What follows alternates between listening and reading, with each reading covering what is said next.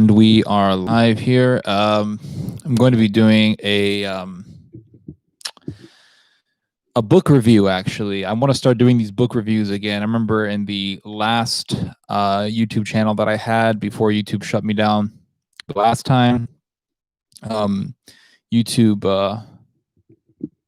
got rid of me. I used to do book reviews. There's one person in the chat. How are you doing? Feel free to say hello. Welcome to the show. Got one person here. Let's see here. Let's see. That's weird. Hello, hello. Okay, that's better. But yeah, let's do the multi-output device. I'm gonna get up on Facebook here. Go live up on Facebook.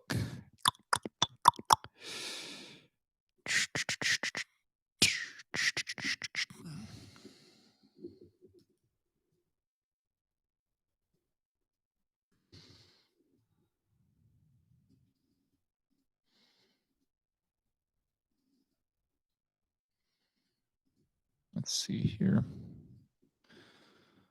But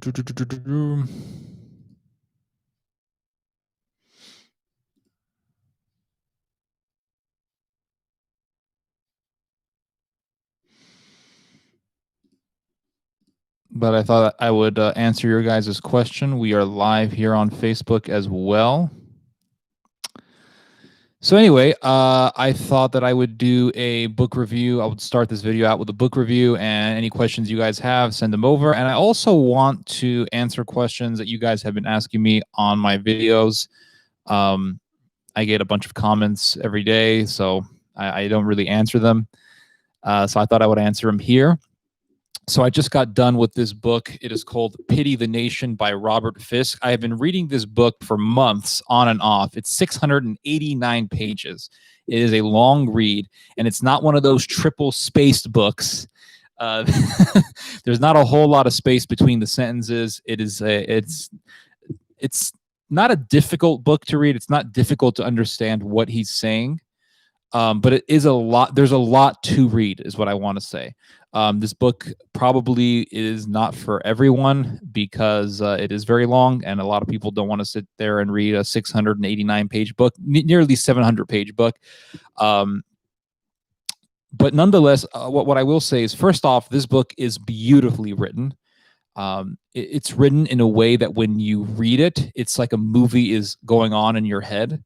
So it is a beautifully written book. There are parts of this book where it's almost poetic. It's almost like you're listening to poetry.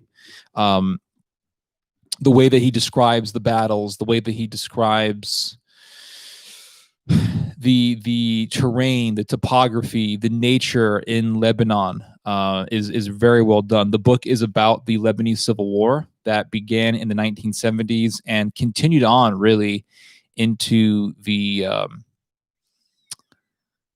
almost into the early 2000s. Really, it was a very, very long war. It went over 15 years, but even after 15 years, there were still things that were taking place. The first half of the book deals with how the conflict began. It does get a little bit into the history of modern day Lebanon, how it was controlled by the French and how it was a colony of France, and then how it eventually got independence. But the problem was that there was a tremendous amount of political factionalism. A lot of people hated each other. You had the Sunnis and the Shiites, and you had the Christians, and you had the Druze, and you had these different religious sects and political factions, and they all really, really hated each other. They didn't like each other at all. They just didn't get along.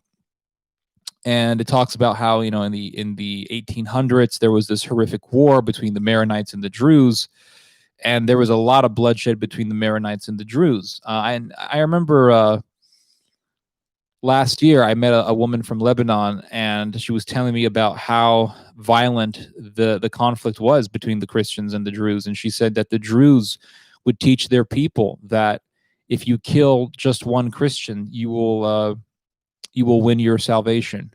You will please God if you kill a Christian.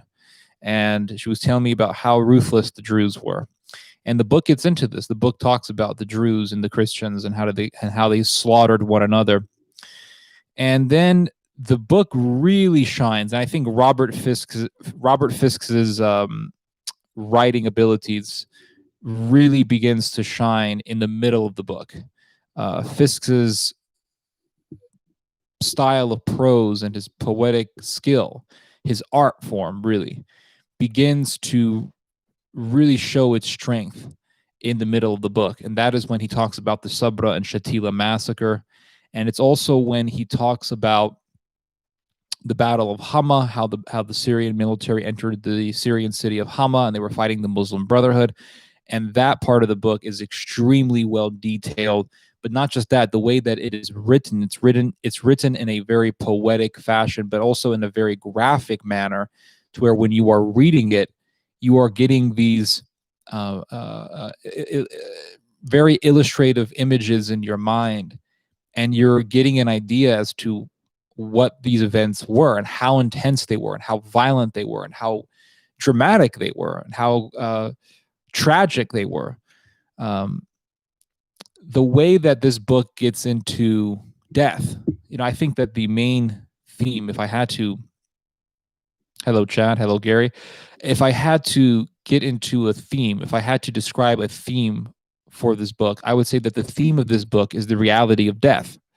The theme of this book is the finite existence of humanity and how that existence can disappear any day when you least expect it.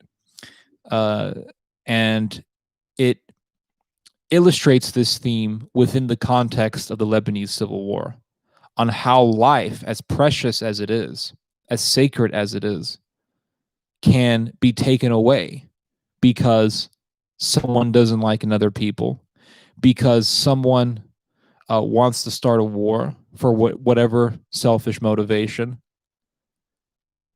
because some people want to see the world go into chaos. How life, as precious and sacred as it is, can be taken away in a flash because of something like racism. It talks about how the Maronites, who are the Christian Catholic population of Lebanon, how the Maronites saw the Palestinians as almost like parasites. They saw them, they would describe Palestinians as though they were germs, using almost Hitlerian language to describe these people that they didn't like. And because of that racism, so many people died in that conflict. There's a particular story in the book that gets into one particular tragic event in which the Israelis bombed a certain neighborhood in Beirut, and after the Israelis bombed this area, a car bomb goes off. There was a car on the same street that was hit by Israeli aerial bombing, and it's a very sad story. A woman, before the car bomb goes off, there was a woman who's talking to a journalist about how the bomb just killed her husband, because when the Israelis bombed this neighborhood, all these civilians were slaughtered. It wasn't like, oh, we're going to bomb a place and no one's going to get hurt. No, Israelis would bomb areas knowing that they were slaughtering civilians, and they didn't care. And they hit this neighborhood, and some guy was killed, and a number of innocent people were killed, and his wife is there, and she's screaming and crying about her husband being killed. And then moments later, a car bomb goes off, and as she's talking to this journalist, the explosion literally decapitates her within a flash. Boom, decapitates her. The journalist gets blasted away. The book never says if he lived or died. It just says that he was blasted away by the impact. But this woman's head just got decapitated from her body, just like that, after her husband gets killed. And it's horrifying. It really is horrifying. One moment you're crying about your husband, the next moment you're dead. And the film has so many, the book is almost like a movie in your head. The book has so many stories like this, of people just being butchered just like that. It talks about the massacre of Qana. Qana is spelled Qana, and the book actually ends with a description of this massacre. It was basically when the Israelis, thinking supposedly that Hezbollah was in a refugee camp called Qana, they began to bomb this refugee camp, and they murdered. Well, murder. I don't want to say murder, because when you say murder, it sounds like you're saying that the Israelis did it intentionally. But the Israelis killed dozens of people. I want to say they killed around 75 or so people, civilians. Some Christians, mainly Shiites, were killed. And it talks about how in this camp, they were UN soldiers, many of whom were from Fiji. There was a strong Fijian military presence in Lebanon, and they were there in the capacity as UN peacekeepers. And these Fijian soldiers were trying to protect these civilians from Israeli bombing. And so many of these civilians ran into a Fijian restaurant. And so many of them were killed in the restaurant. And in one case, some of these refugees were screaming at these refugee soldiers, "Why? Why is this happening? Why is this happening?" as the bombs are going off. And they remembered how these Fijian soldiers would, before the bombing happened, these Fijian soldiers would pick up the little babies in the camp and comfort the children, comfort the babies. And now people were being killed. Now the Fijian soldiers were trying to protect these people. So it's like one moment you're, carrying a baby, and the next moment there's bombs going off. The next moment mothers are being killed. Next moment children are being killed. And there's a story in which a guy lost much of his family in that bombing. He was a Shiite guy. And he got interviewed by a journalist. He got interviewed by Robert Fisk a number of years after the bombing took place. And what this man said was incredible. This man lost family members in the bombing. He lost his immediate family in the bombing. His kids were killed. I think his wife was also killed in the bombing. And he said, not all Jews are bad. He said, not all Israelis are like this. Not all Jewish people believe that this is right. And it really is a slap in the face on the narrative that we've been hearing for so many years, that all Middle Eastern people hate all Jews. Middle Eastern people think that all Jews are evil and murderous terrorists. And that's not true. There are a lot of people who are willing to have peace with Israel. There are a lot of people who, when Israel does something that is wrong, believe in reconciliation. And there's definitely so many things that when we read them, they really overturn the narratives that we have in our heads. There's one story in this book where, the Israelis, they were using white phosphorus, which was illegal in accordance to international law. And there was a baby, and this is what white phosphorus does. There was a baby who was set aflame by the white phosphorus. That's what white phosphorus will do to you. It'll burn you. And there was a man who took the infant, as the infant was being cooked alive. He tried to dunk the infant's body in a bucket of water to extinguish the flames, and the flames never went away. And the child was burned to death. One moment you're taking care of a baby, and the next moment it's on fire. The next moment the child is burned alive, burned to death. So the film is continuously, without Robert Fisk explicitly saying this in the book is continuously showing stories that Robert Fisk heard or that Robert Fisk experienced himself, illustrating the reality of death, illustrating the tragic existence of humanity, that humanity is a tragedy. For years and years, I talked a lot about the news, and I still do. But within these last few months, my mind has changed a whole lot. My mind has changed tremendously, actually. And I've been thinking a lot about the tragedy of human life. I think humanity itself is a tragedy. We are living in a tragic film. And I say film as a way to comfort myself, actually, because I find it comforting to think that this is just one big movie. But in a way, it is. It's almost like we're living in a movie, um, in a tragic film.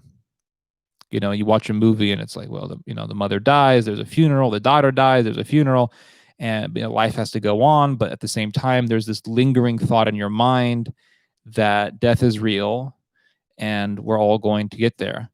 And that is the tragedy of human existence, is that. Um, this is why St. Paul tells us that death is gain, because, well, we're going to die. And St. Paul says that if I'm on this earth, then I have more of a chance to preach the gospel. But if I die, then I am in heaven. I am with God. And he said that, this is why we should not fear death. But nonetheless, there is definitely a tragic element within the finite existence of humanity, the tragedy of death. They were people who loved St. Paul, who knew St. Paul. And then eventually St. Paul was in Rome and he was sentenced to death and he was beheaded. So it's and it must have been sad to lose St. Paul. It must have been sad to know that he was killed.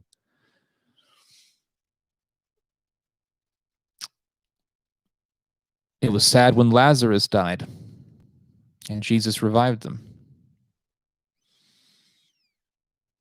And if you look at the life of Christ, there is tragedy. It's not just, well, and Jesus smiled and laughed. And no, there's tragedy. And Jesus weeps several times. He weeps and he weeps and he weeps. He weeps for Jerusalem.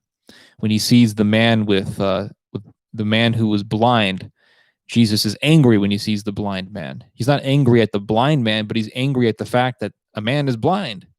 He was angry at the tragedy of human existence, because the life of man is tragedy. In the book of Job, the prophet Job says that the life of man is constant warfare. He says this. It's not in those exact words, but he says this. The life of man is constant warfare, because it is. It's warfare with the elements. It's warfare with disease. It's warfare with other people. It's warfare with yourself. It's constant struggle. Everything is constant struggle.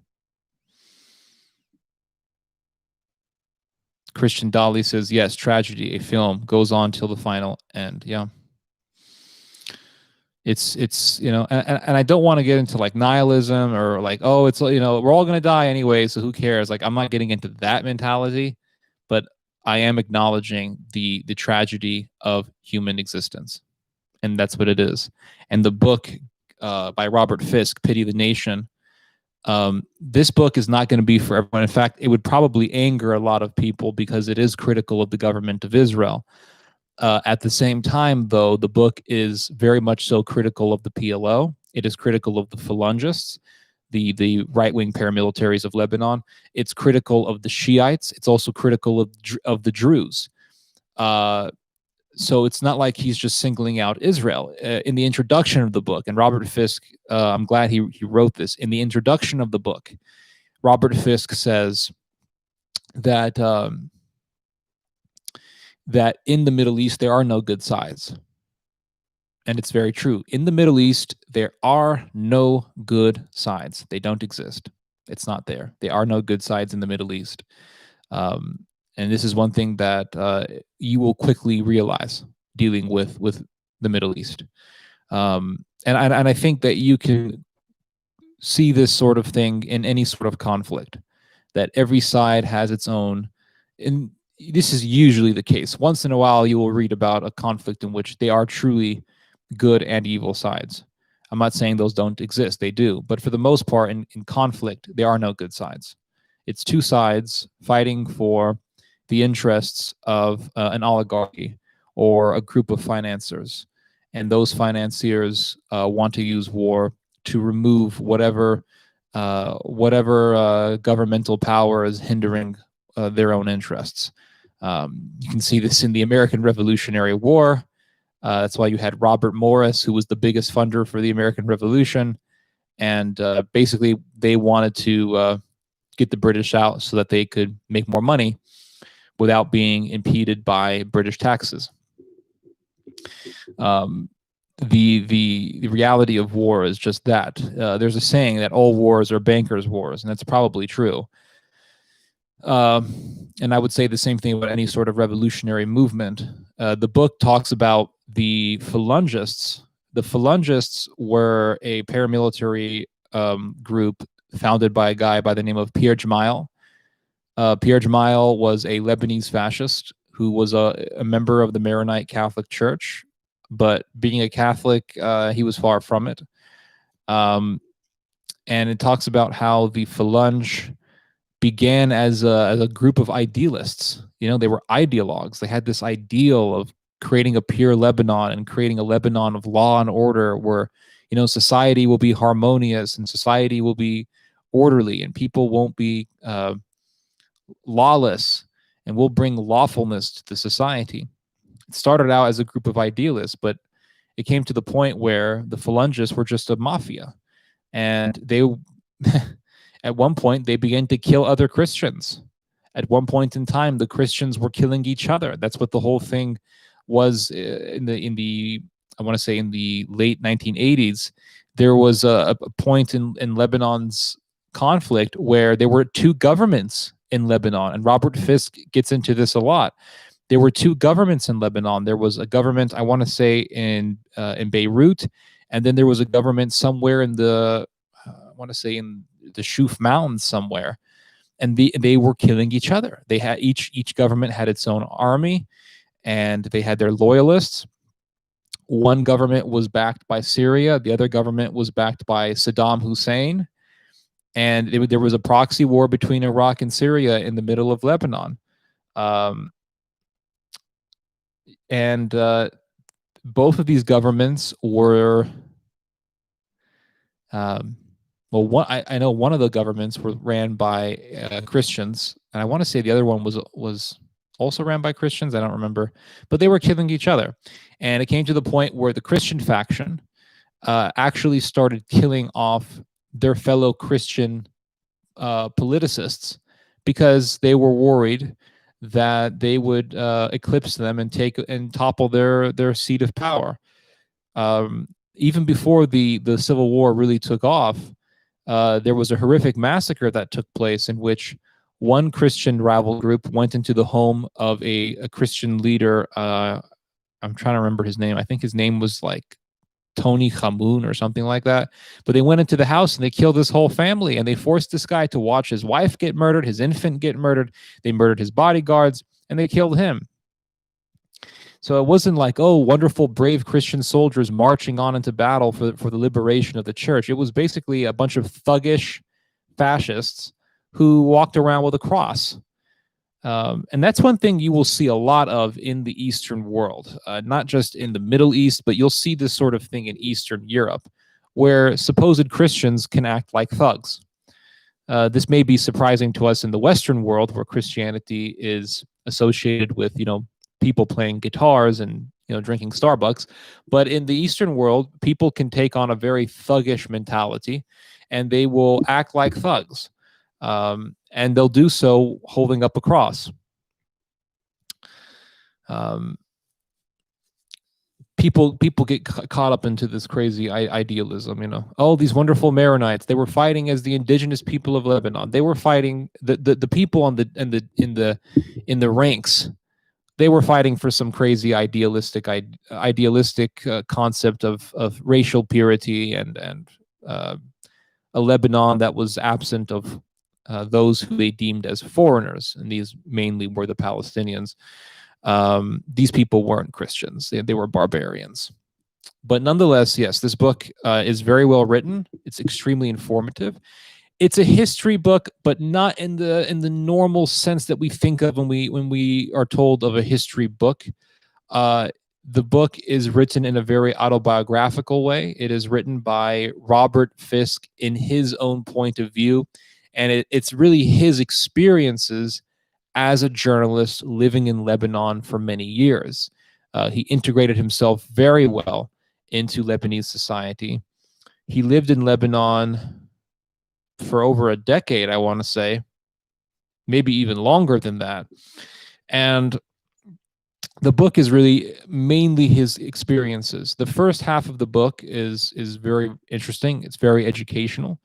The middle part of the book is very graphic and violent and disturbing, and it's very sad and depressing. There were moments where I had to put this book down because it was so emotionally impactful on me, especially when it talked about um, civilians being butchered indiscriminately.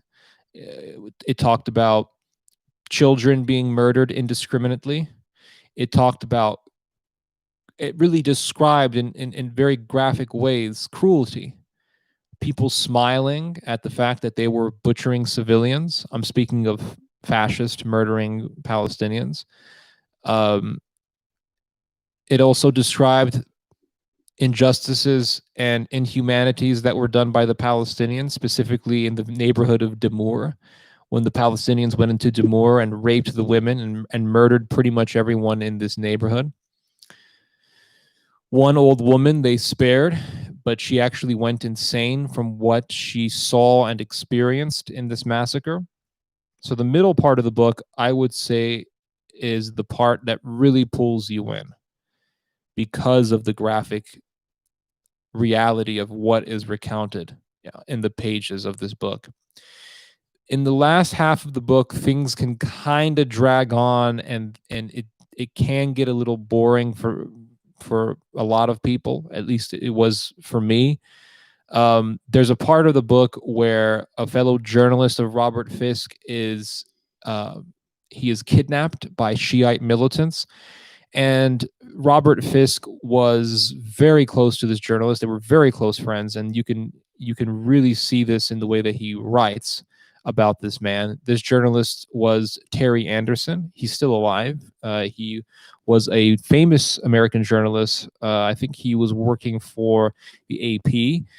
But Robert Fisk dedicates almost 3 chapters to this story about Terry Anderson, and I don't blame him for writing about this. I can't blame him because he was very close to this journalist. He was very close to this fellow journalist. They were very close friends. But and maybe this is my own selfishness speaking, but there were times where I was telling myself in my mind, okay, we get it. Terry Anderson was kidnapped. Can we talk about something else? And that's my own issue. It's not really a fault of the author or the book. But other than that, I found the book to be very informative, very interesting.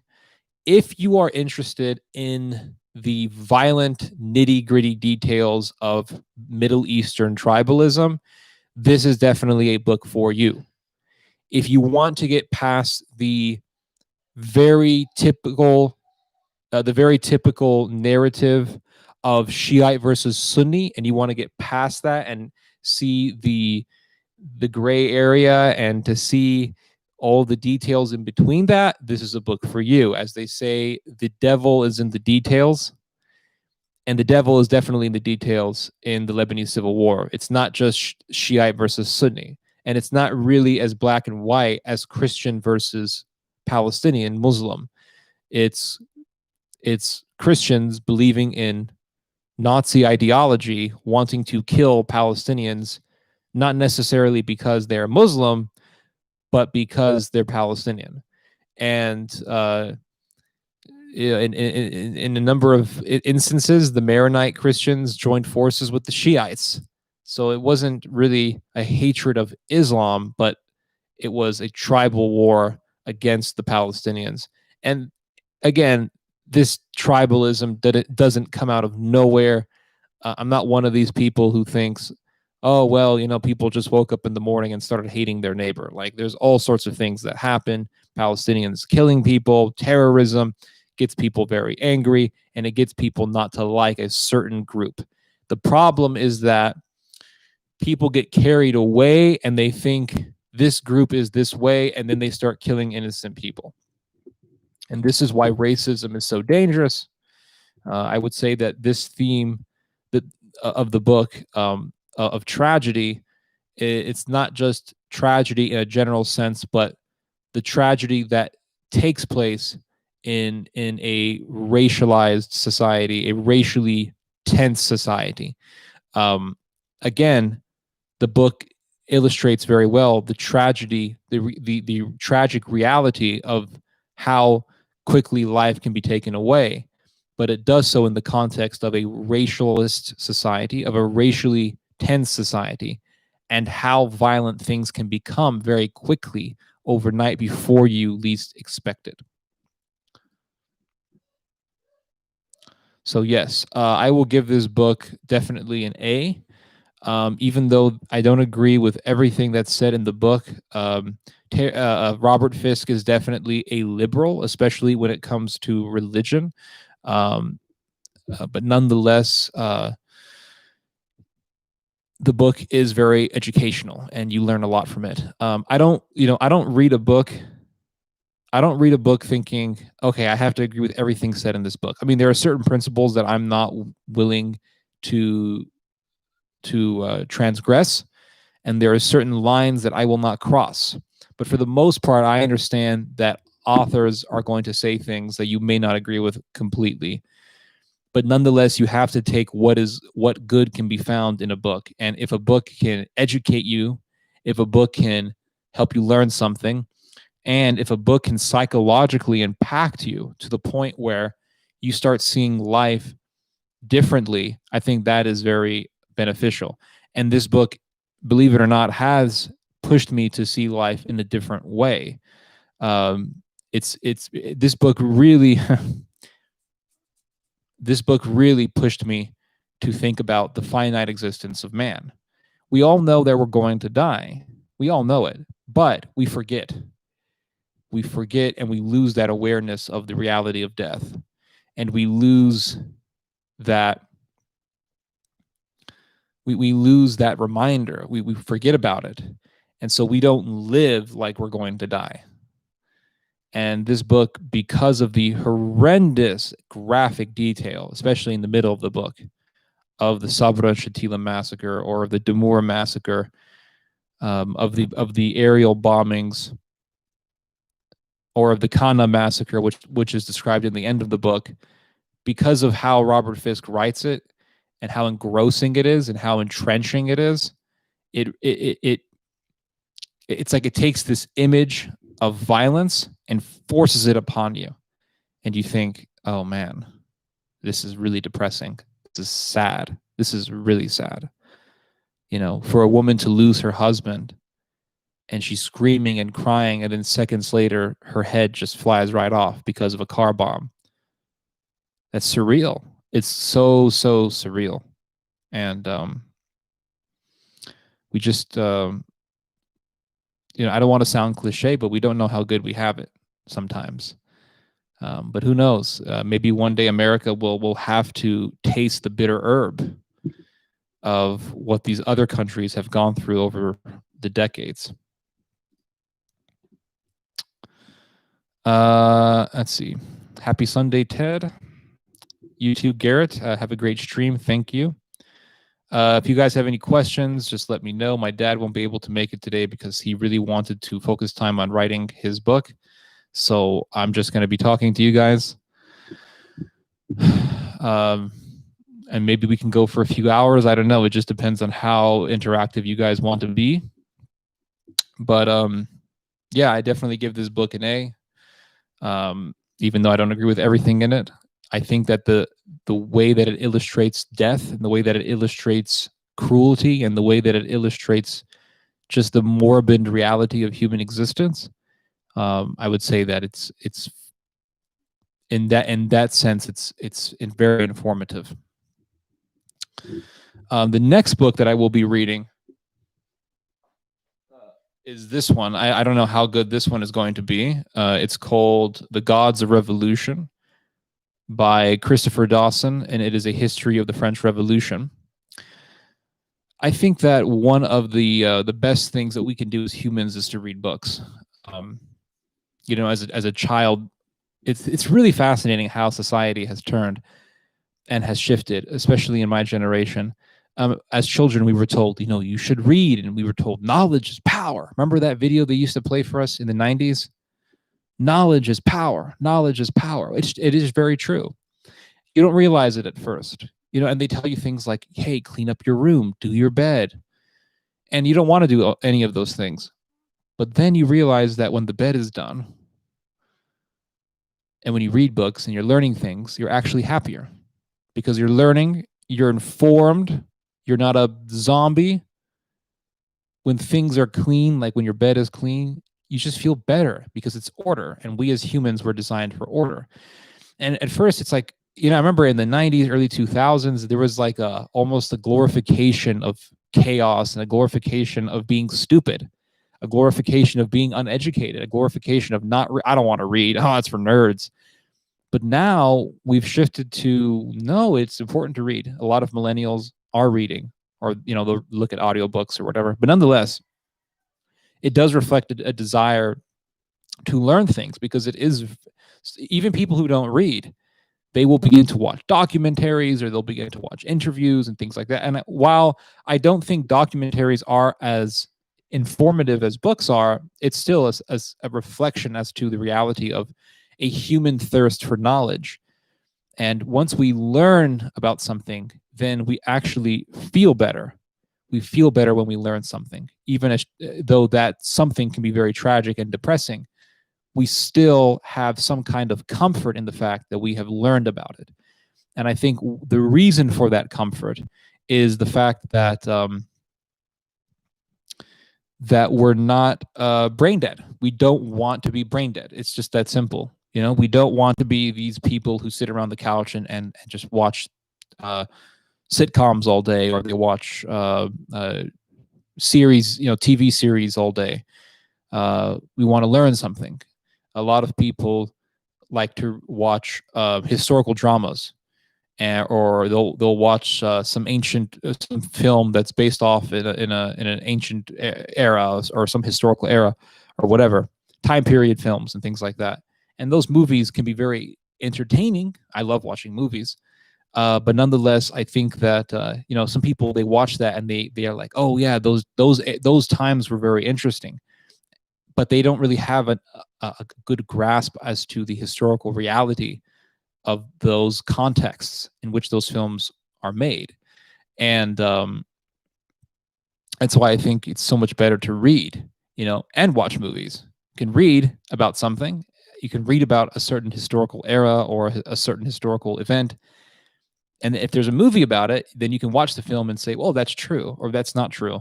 And it also makes what you've read come alive more, because now you're seeing it illustrated on a screen. So I think films have a very good place in the activity of learning. It makes learning more enriching. But movies should not replace reading. I think films are just a good bonus to the activity of learning. It's not a cliche at all. We do have it good. Last night was my birthday, and I had a nice dinner with my family. Yes, absolutely. Things are very good right now. And people are acting like it's the end of the world. Even with a Biden presidency, things are good. I mean, I know Biden technically isn't the president yet, but I think that to sit here and push for violence because your guy is not in office is completely freaking insane. Somebody right now is either out in the weather freezing, or it's someone living in another kind of hell. Yeah, absolutely. There was a story, speaking of living outside in the cold, there was a story that's been still talked about actually in European media. There was a fire that broke in a refugee camp in Bosnia. We don't know for certain who did this fire. Some people think it was the refugees, and that could have been the case, but who knows? But there was a fire that broke out in a refugee camp in Bosnia, and you have these refugees living in tents and living in the forests, freezing. So, yeah, absolutely. Someone right now is living in hell.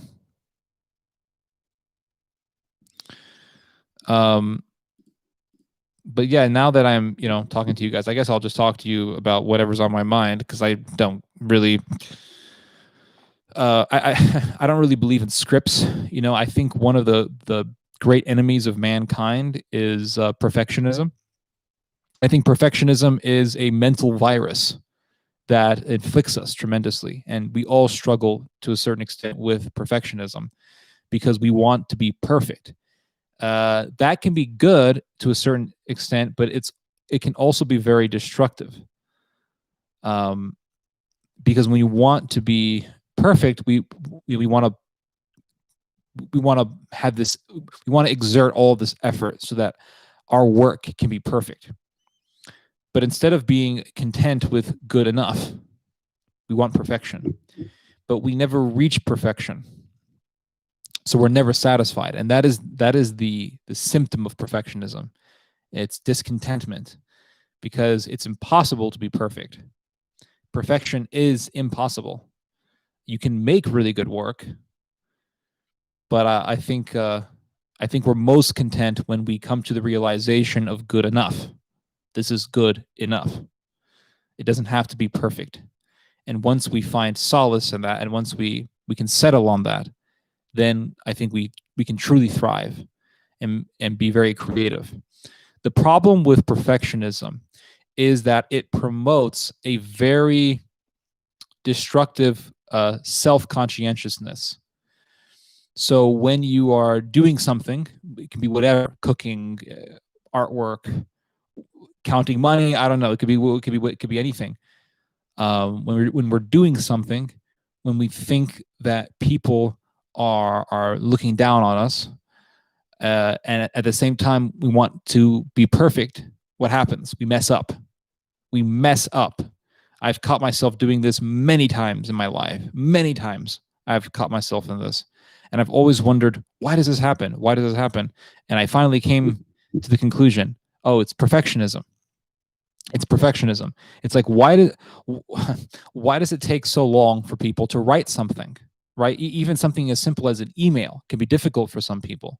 But if someone wants to write a book, or if someone wants to write an article, a political article, or an article on a current event, or some kind of an opinion piece, it can be difficult for us to write. And we kind of stare at the screen all day. I've caught myself doing this many times. We catch ourselves staring into the screen.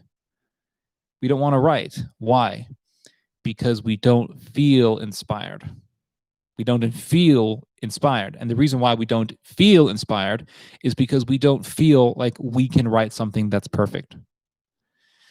But when we just say to hell with it, and we just write cold turkey, guess what happens? The feeling of creativity revives itself. And that candle is lit and it is glimmering in your creative mind. And then you start getting creative. And then you start noticing, well, this other sentence, it doesn't look too good. I can write it better. And then you start crafting it. And then new ideas start randomly popping up in your head, and you start writing them down. And then you get excited. And then you hit this spot that I like to call the flow. You're flowing. You're in the zone. You are in the zone. And when you're in that zone, that's when you find contentment. Not perfection, because perfection is impossible, but you find contentment and you find yourself settled in the state of good enough. And the reason why we thirst for perfection is because we have an innate thirst for God, because God is perfect. And the reason why we can never reach perfection in our own activities is because we are not perfect. We will never be perfect. And the material things that we're doing can't be perfect. But because we have this innate desire for God, which in this context is is masked under this urge for perfectionism, we will still have this thirst within us. It's never going to go away. But once we realize that that is actually a God-sized hole and you're looking for God, then you can find contentment. You can finally find peace because you realize that perfection is not in your actions, it's not in you, it's in God. So then you can finally have room to dig into that zone of good enough, and you find happiness in good enough. That's my advice. That's my psychological advice to you guys. I'm not a psychiatrist, never went to school or anything like that, but that is, these are merely observations that I've come up with over the years of my life. I know I'm nowhere near as old as other people who are a lot wiser than me, but this is just observations that I came up with over the years, and they've really helped me out. We are missing, this is from Frank, we are missing love in this country. Our brass has luxurious parties while children are starving. We have riots, white against blacks. Our people and our governments fight without mercy. Yeah, and one thing that really worries me is mob violence. Mob violence is what worries me more than anything. When you have mob violence, then there are just so many possibilities that can take place, and none of them are good. None of them are good. It reminds me of what took place in Ethiopia a number of months ago.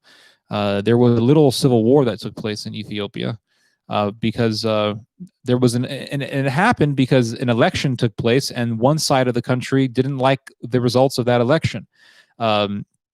So what I have read was that there's a people in Ethiopia called the Tigrays, and in Ethiopia, the Tigrays live in the north. They live basically nearing the neighboring country of Ethiopia called Eritrea. And the Tigrays, they have been controlling the political infrastructure in Ethiopia for decades. People got tired of it, and they started voting for the opposition to the Tigrays, and they voted for this guy in there. And they basically said, the people of Ethiopia said, listen, we're going to go vote in the millions. We're going to go vote in the droves. We're going to make sure that we can vote the Tigrays out. They voted for some political party who the Tigrays hated, and almost overnight, bam, there's violence. The Tigrays began to attack and murder Ethiopian soldiers. The Ethiopian government sent in the military into the Tigray region, and the Tigray militants, Tigray tribalists, they began to butcher civilians, and there was actually an attempt of ethnic cleansing, and where they began to kill people who weren't Tigrays, and it was horrific. They were killing people with axes, they were burning people alive, they were strangling people. It was horrific. Basically, what happened in the Balkans, this was the African version of that, and it was like a Hotel Rwanda at a lower scale.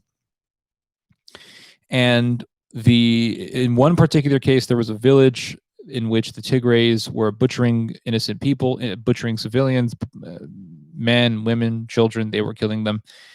And the Ethiopian military came in, intervened, and civilians were running out of the village. And as soon as they saw the Ethiopian soldiers, they ran to those soldiers and took refuge with the soldiers. The soldiers entered the village, and what I heard was that the soldiers began to kill Tigray people indiscriminately. So you have one act of violence that gets a reaction, and the people who are doing that reaction can go too far and end up murdering civilians. This is why you don't want mob rule. Like, oh my God, okay.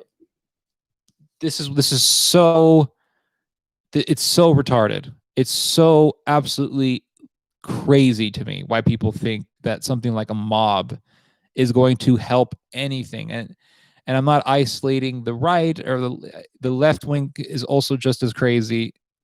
They're burning down, Walmarts and Targets, and they're burning down property. How does that help anything? Let's say you want to fight against police brutality. If you do mobs and you burn down buildings and property, cops are going to hate you, and guess what? They are going to react. You're going to get a violent reaction from the police, and maybe sometimes times the cops, the authorities, or the military will react in a way that is excessive. And guess what? People begin to hate the cops more. There's more violence, and it goes into this spiral of destruction. This is what happened in Yugoslavia, everyone. This is not like, it doesn't take much to realize this reality, guys. French Revolution, Mexican Revolution, Bolshevik Revolution, Russian Revolution. If there's anything that we can learn from reading this history, it's that mob rule doesn't work. Just causes more violence. In Yugoslavia, it began as people attacking cops. The KLA, the Kosovo Liberation Army, which was created by Germany, they were Albanian thugs. They began to butcher Serbian cops. And what happened? The Serbian police force began to act excessively in return. Albanians began to say, oh, look, cops are killing civilians. What are we going to do? Let's go kill some more cops. And then the cops began to act even more violently. And it just spiraled out of control into a full-out war between the Serbs and everyone else. There was a Serbian guy I talked to. He was a veteran of the war. He told me his name, well, I'm not going to give his real name, but his code name was Lazar. And this guy told me, listen, Dad, what BLM is doing in your country, what is happening in your country, exactly what happened in Yugoslavia back in 1990s, no different, same thing. I'm seeing it being done in your country. It's like, you're right. But people don't want to learn anything. They don't want to see the trap that's being set for them. Let's see here. Our culture is teaching us how to hate. All the peoples are selfish and want someone to do for them while they sit back and play games. We have been removing God from our country. Yeah. I mean, we have a social Darwinistic worldview, and that's the case. We are killing the innocent unborn by the millions and justifying it. We, the people, are guilty. We need to stop and turn people before it's too late. Giuseppe says, hey, Theo, that is maybe not the topic, but have you ever seen the documentation by Dan Gibson, The Sacred City? No, I have not seen it. What's it about, Giuseppe? Let's see. Coving Theodore says, just want to say hi to Ted. Hello. Frank, but when people are angry, it's a natural reaction to mob. Yeah, hate fuels both sides. Yeah, absolutely. Anthony says, what about a mob of Catholics attacking heretics? Oh, God. Okay. All right, guys. Anthony, when are we going to do like an interview? When are we going to do an interview together when we can, there's probably a way I can. Anthony, are you on Discourse? Maybe we can do an interview. If you can get on my Discord, maybe we can do like an audio chat. In fact, let me see if I can open up Discord now and see if does anybody want to do like a chat, or maybe that would be fun. Because you want to get it, Anthony, you want to get into a discussion on something that requires I think, some dialogue. But since you've asked me this, it's super, super simple. I'm such a boomer at this Discord thing. How do I like send people like a chat link so I can invite people to talk to me? So it's so confusing to me. I don't know how to do this. I'm just used to like Skype.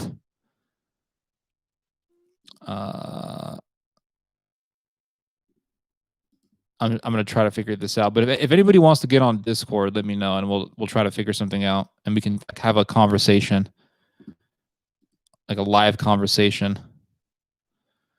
Let's see here. But anyway, Anthony, we're not living in the Middle Ages. As simple as that. We're not living in the Middle Ages. Yeah, that's my answer. This is not the Middle Ages.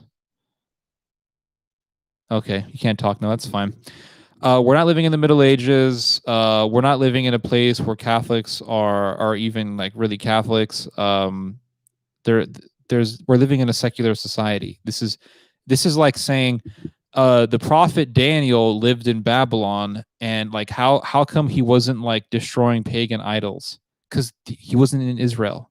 He wasn't living in a theocracy. He wasn't living in a place that was under the law of Moses. It's just that simple. It's like, how come Shadrach, Meshach, and Abednego, they lived in Babylon? How come they weren't running around like attacking idols, destroying pagan idols and things like that? It's like, because that wasn't their country. America is not, for one thing, America is not a Christian country. America is not a Christian country. I remember Obama saying, America is not a Christian country. You know, we're a Buddhist country, a Muslim country, a secular country. And all these conservatives were so mad at him. It's like, why are you getting mad at him for? America is not a Christian country. It's not. It never has been a Christian country. I'm so, I used to believe this. I used to believe this narrative that America was a Christian country. And the reason why I believed it was for two reasons. One, it's what I was told for years. It was what I was told by conservative talk show hosts and writers and things like that. So I believed it because those people were authorities to me.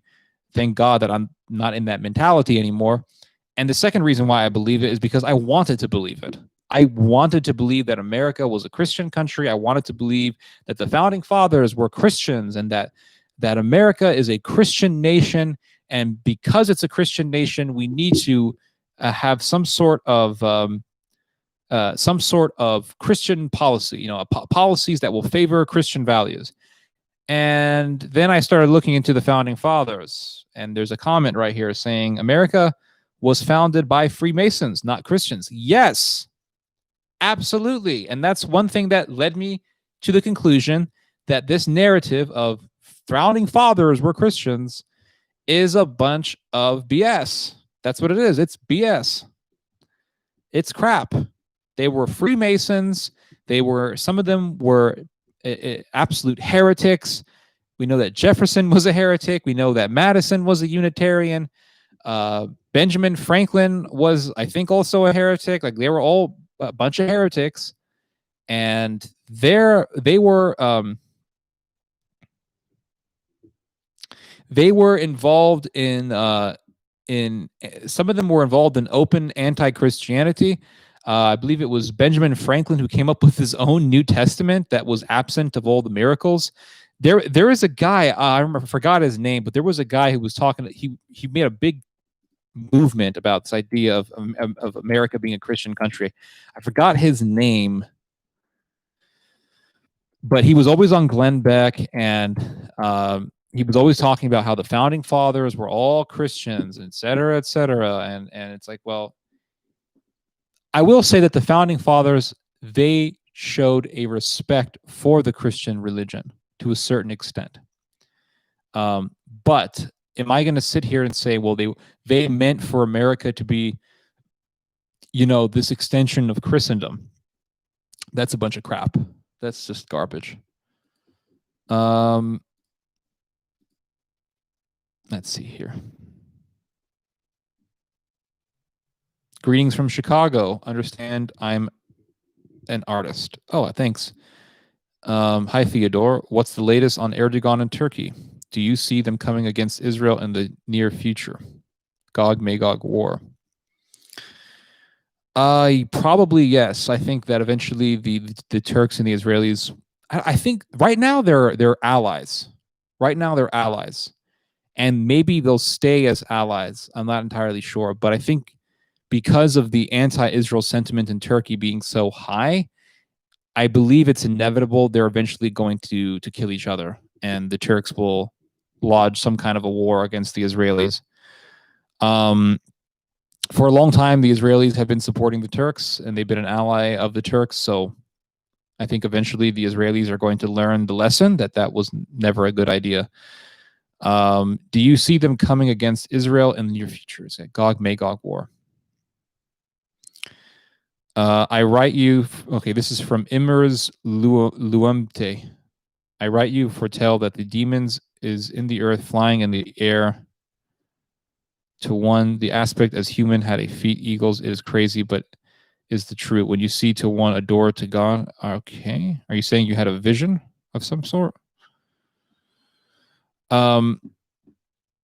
Let's see here.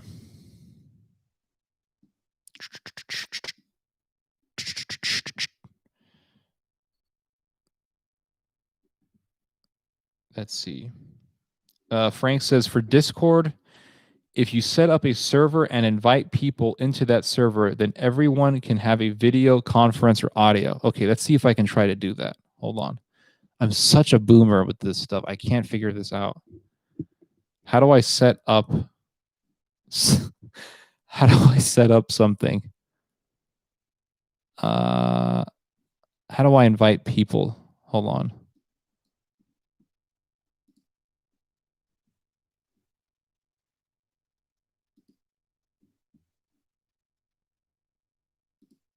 How do I make my own thing? If I go to new group,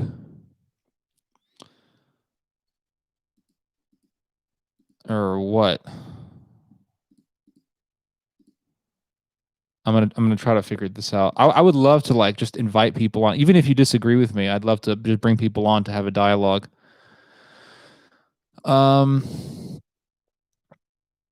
Add a server.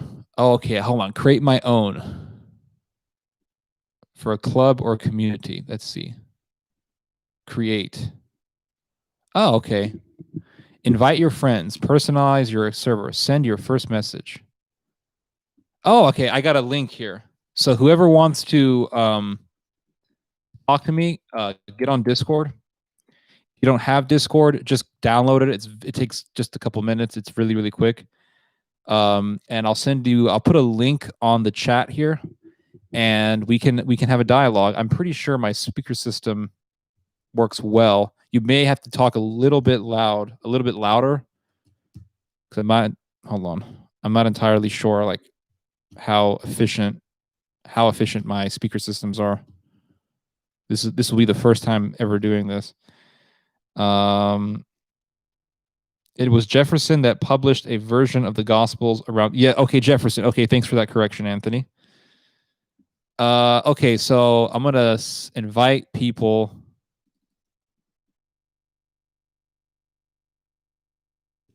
All right, there's the Discord link, everyone. I'm gonna put it up on Facebook also. If anybody wants to talk to me, just put it up on. Here's my Discord link. Yeah, go on. Here's the link.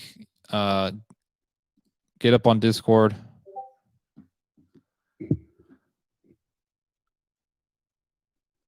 Okay, Robbie99. Who is this? One of you guys? Which one is this? Who's Robbie?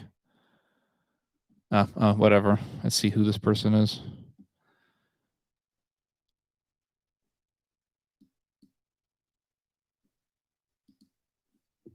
Okay. So how do I like? Hold on. How do I like call this person?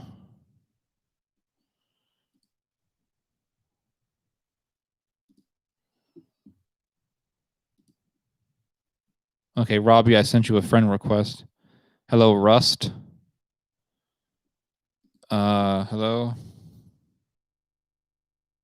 Let's see. See you later, Anthony. Oh, okay.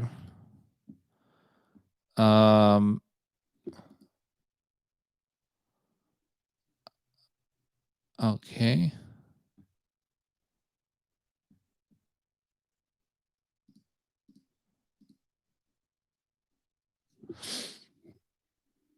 I'm still kind of confused on how to use this Discord thing.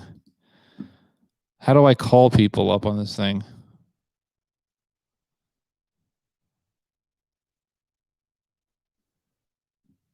Okay.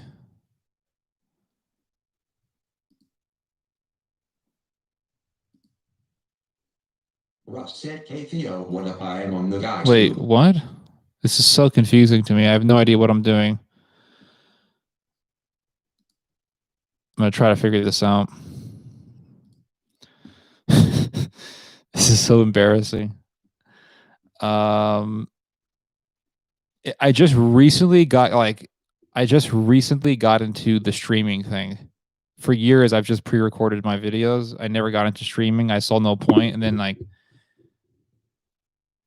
I'm just I started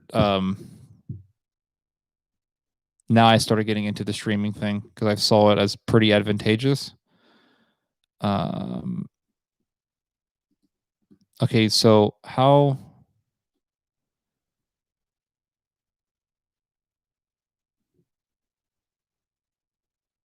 Invite your friends, send your first message. Okay, but how the heck do I contact people?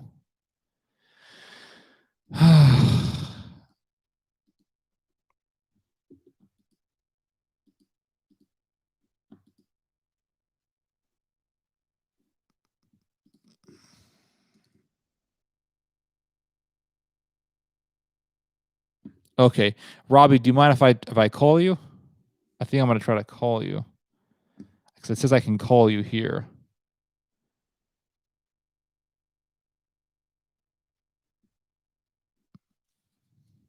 Maybe we can do like a little show thing.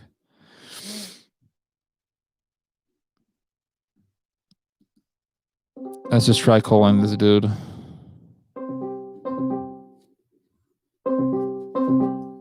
See if he picks up. Hello? Hello, hello? Hello? Hi. Is this Robbie? Yes, that's me. Oh, okay. You're on the live stream. Thank you for having me. Yeah, this is the first time I've done this. Where are you from? Well, the thing is, I come from Macedonia, but I've been living in Germany for a while. Oh, really? How long were you in Macedonia before you moved to Germany? Well, basically, I was born there. I lived for 12 to 13 years. I don't remember exactly. Ah, okay. Do you like living in Germany? Well, if you ask me about the living conditions in Germany, yeah, Mm-hmm. it's pretty fine. But if you consider the spiritual or the cultural advancement of this country, it's like it's like how can I describe it? It has no soul. I mean, the generosity is little to none, but yes, you get some help here and there from certain people. Yeah. That's cool. Well, not completely, but what kind of work are you doing in Germany?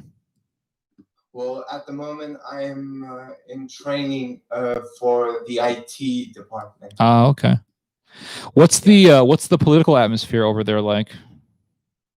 Well, basically, at the moment, there is this political mob called the Querdenker, meaning how do they spell it in English? Lateral thinkers. Yeah, narrow thinkers. Yeah. Basically, they oppose the corona rules that were imposed by the German the German government to reduce the infections. And the problem with these people is that they oppose these corona rules. They say that these rules are meant to take away the freedoms of people and to just completely deprive them of any freedom of expression, something like that. And you will see these people protest in front of, I'm not sure if it was exactly in Berlin, but I think I saw them one time. They were protesting in front of the Bundestag or Reichstag, if you will. And they were carrying all sorts of flags. They were carrying the old German flag, the Kaiserreich flag, as it's known. or as well as they carried American flags and Russian flags as well. So these are a bunch of, well, yeah, they are nationalists. There are nationalists among them, and it's pretty clear that they also support the agenda of Sodom. I mean, I did basically see some LGBT flags, as you would like to portray them.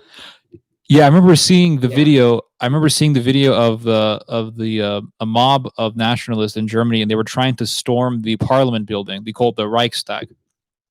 Yes, those are those were part of the narrow thinkers. Yes. And among these narrow thinkers, it's important to point out that there's also a group called the Reichsbürger, meaning the citizens of the Reich. Basically a small and very a very small minority of people who like to hold on to the ideas of the Third Reich, and they want to believe that the Third Reich is not gone but still alive and intact, and they refuse to believe in I mean, they refuse to get any help from the current sorry, I spoke myself. What I was trying to say is that they would say that they disagree with the ethics and the current ruling of the government, but at the same time, they are willing to accept help from from the government to a certain extent. I mean, there is a lot of shady people within that crowd.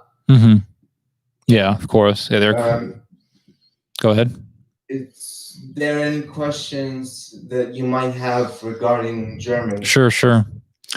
I remember seeing the people. They were storming the Reichstag, and there's a lot of people who are following the QAnon movement in Germany. I heard that's a pretty big thing.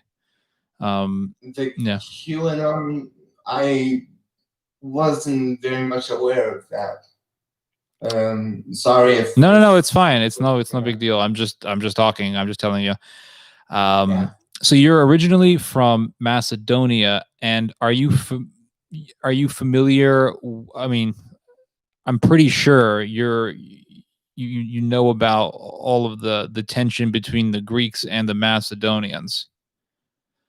Yes, what is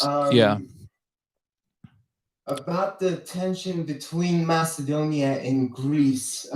It's very important to point out. Well, the citizens of Macedonia might be an unfortunate victims in this case, because it's mainly the government that does the whole brainwashing process of antiquated ideas like ancient culture and ancient peoples. Now the problem is that they like to be Slavs and ancient Macedonians at the same time, which is historically inaccurate. And this is the first time throughout my life that I had a doubt on my own country, which means basically I used to follow what the government would say 100%. Because I thought the Greeks were a bunch of liars, thieves of history, and all of that. But the problem is that in Macedonia, regarding history and culture, there are a very few individuals that think critically. If you, for example, take a look at the right-wing political figure called Ljupcho Georgievsky. He was prime minister of Macedonia between the years of 1998 to 2002. And yes, I say Macedonia, but do not take it as a historical context if there are any Greeks listening to this. because I wanted to make things clear Mhm. to a certain extent. It's okay. We understand. Excuse me? I say it's okay. We understand. Right. And this political figure was a part of the IMRO, meaning Inner Macedonian Revolutionary Organization. And next to that is People's Party. So basically, it was a nationalist party with some pro-Bulgarian stances. Now, this Ljupcho Georgievsky was on public TV, and he did express the flaws of Macedonian history when he pointed out that Macedonia basically existed before the arrival of the Slavs. And this is a fatal flaw because, as I mentioned earlier, the Macedonians want to consider themselves Slavs, but at the same time, they want to hold on to those antiquated Macedonian ideas, which were originally Greek. Mhm. Now, of course, I'm not going to pretend that Greece is completely innocent of the situation. There are some certain flaws within the Greek government, but that's not what I'm truly trying to express or anything like that. What I know so much about history about regarding the Balkans is the history, of course, of Macedonia, Greece, and Turkey also is involved in the political tension between Macedonia and Greece, because the Turks have a very heavy influence in Macedonia through Turkish movies, Turkish music. Not to say that it's completely accepted. I mean, they would still carry on with their daily things, but the problem is that they will use Macedonia as a proxy to weaken Greece's position in the Balkans. And though interestingly, they would fight. They would send weapons and equipment to Macedonia to fight off the Albanian invaders of 2001, which is very interesting considering that Turkey, to a certain extent, supports Albania. That's interesting. Which is, yeah. So Turkey gave weapons to Macedonia to fight off the Albanians? Yes. There was this Didn't know internal conflict in 2001. This was an adverse effect of the breakup of Yugoslavia, because Kosovo was firstly hit with this crisis. And because there were so many refugees headed towards Macedonia, not to blame refugees or anything like that. What I was trying to point out is that because so many refugees came, and the Albanians who lived in Macedonia saw this as an opportunity to rise up and to proclaim greater Albania. Now, of course, there are some that supported the Macedonian side, but that's neither here nor there. And as I said, during this conflict, Western Macedonia was mostly hit because of the close proximity to Kosovo and Albania proper. And in that time, Macedonia surprisingly would receive weapons from Serbia, from Greece, and from Turkey. So Turkey, while at one side, as you mentioned in one of your articles, that they were supporting the insurgents in Kosovo, but at the same time they were supporting the Macedonians as a proxy against the Albanian insurgents. Now, my opinion on this is that if they decide to support the Albanians, I mean, if they support the Albanians, then that would compromise their position against the Greeks, because at this moment, the only political how should I say, the only country at the moment that has a legitimate not argument, but maybe the only country that boasts enough support to claim territory over Greece is Macedonia. Sure, Bulgaria and Albania would have their stakes in this too, but they don't get as enough support as Macedonia, because if you take a look at the northern region of Greece, Macedonia is the largest region in the north, and if they manage to destabilize that part, assuming that I'm correct, if they destabilize that part and cede it away from Greece, then Greece would end up an easy prey for Turkish expansion.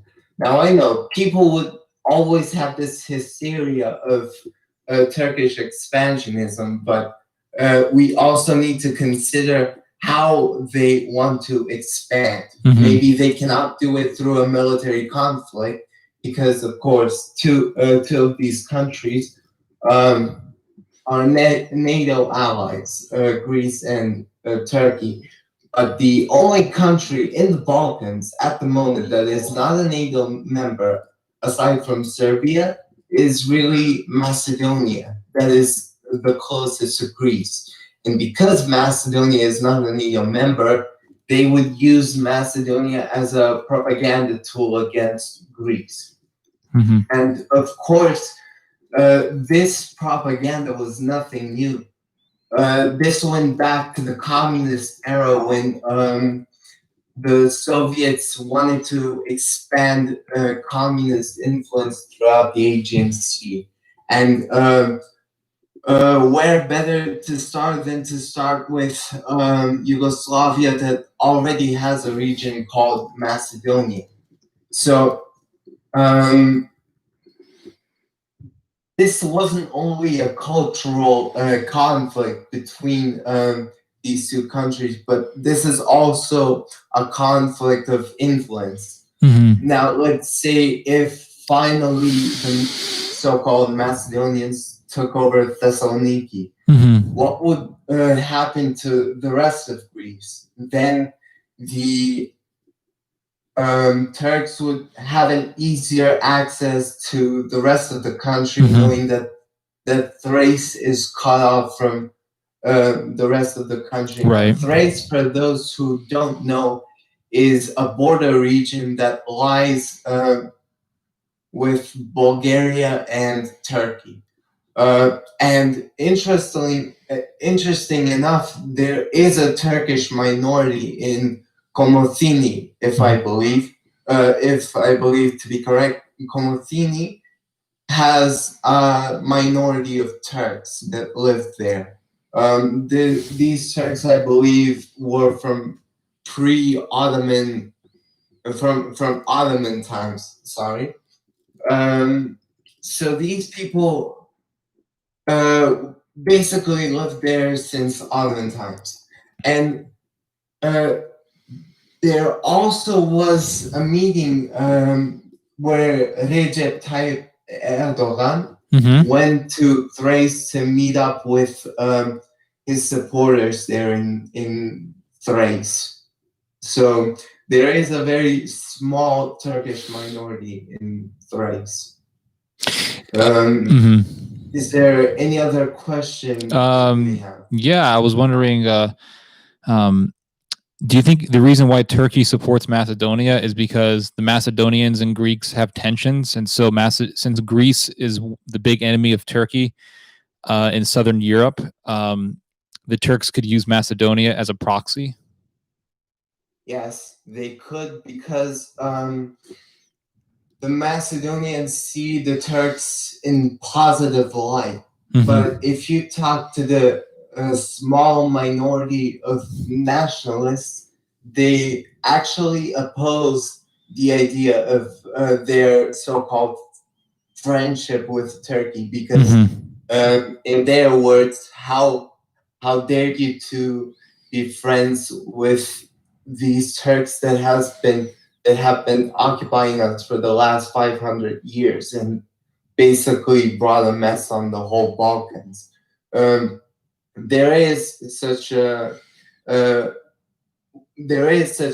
group that opposes Turkish expansionism based on historical views. But yes, Turkey does see Macedonia as nothing more than just a proxy. Even though if they claim that they are close friends to Macedonians, but as I believe your father once said in a prophecy conference that the Antichrist will deceive through peace. And that's what they're doing right now. They're taking a Christian country, supposedly, because if they were Christian, they would pay more attention to it. They took a whole country basically hostage through their influence, and that's why they both see Greece as a common enemy. Yeah. What do you think? Like, what do you see for the future between, and not just between Macedonia and Greece, but in the Balkans in general? Well, it would be, how should I say this? Pretty messy. Even pretty messy would be an understatement because there is all rumors were running around that Serbian troops were already lining up at the borders of Kosovo. Now, I'm not the one who typically believes in rumors, but there's a rumor for Kosovo. But if we want to talk on a wider perspective,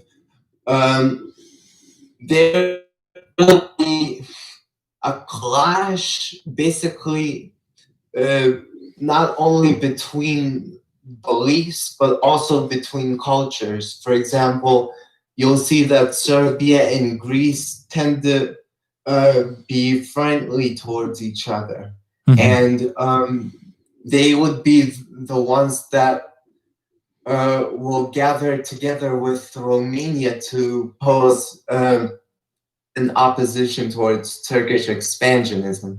Now, I am not certain where the Croatians are standing right now, but at the moment, I see that they have chosen a somewhat conservative government at the moment. Now, I don't know truly if they have nefarious members within their ranks. Maybe I need to do some research about it.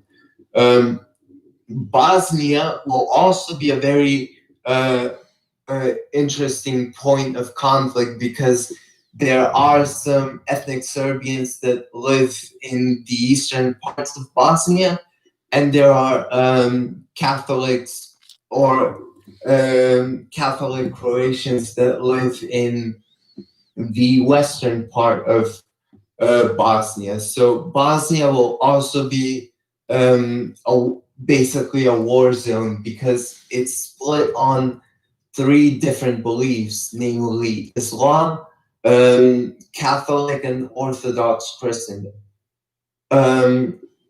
As for Bulgaria, they, as you once mentioned, that they have this neo-Nazi party called the Ataka. Ataka, yeah. Yes, which basically means to attack. Attack, yeah.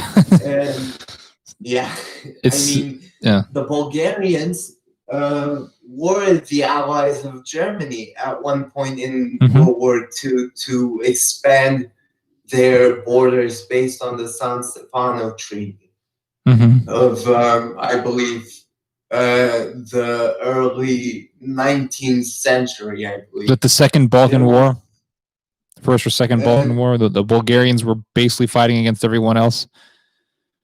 Yes, they were fighting against the Greeks, the Serbs, and the Montenegrins over the territory of Macedonia because they were not satisfied with the reward that they received after the war against Turkey.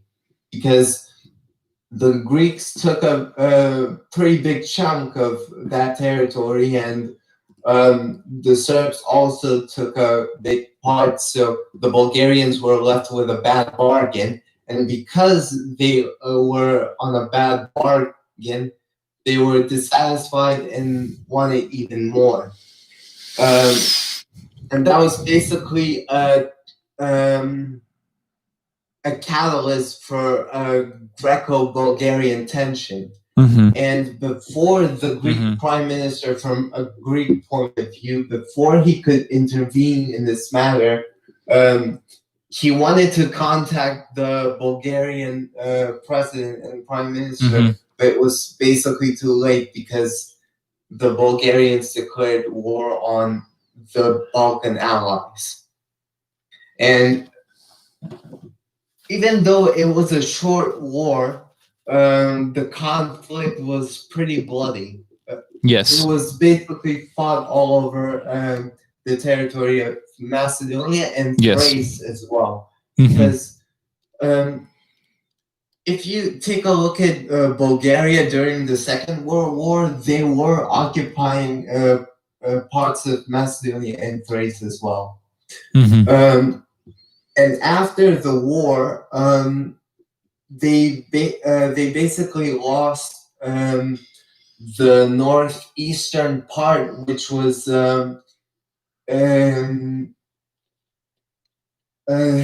just a sec. I believe it was a Dunav, Danube region.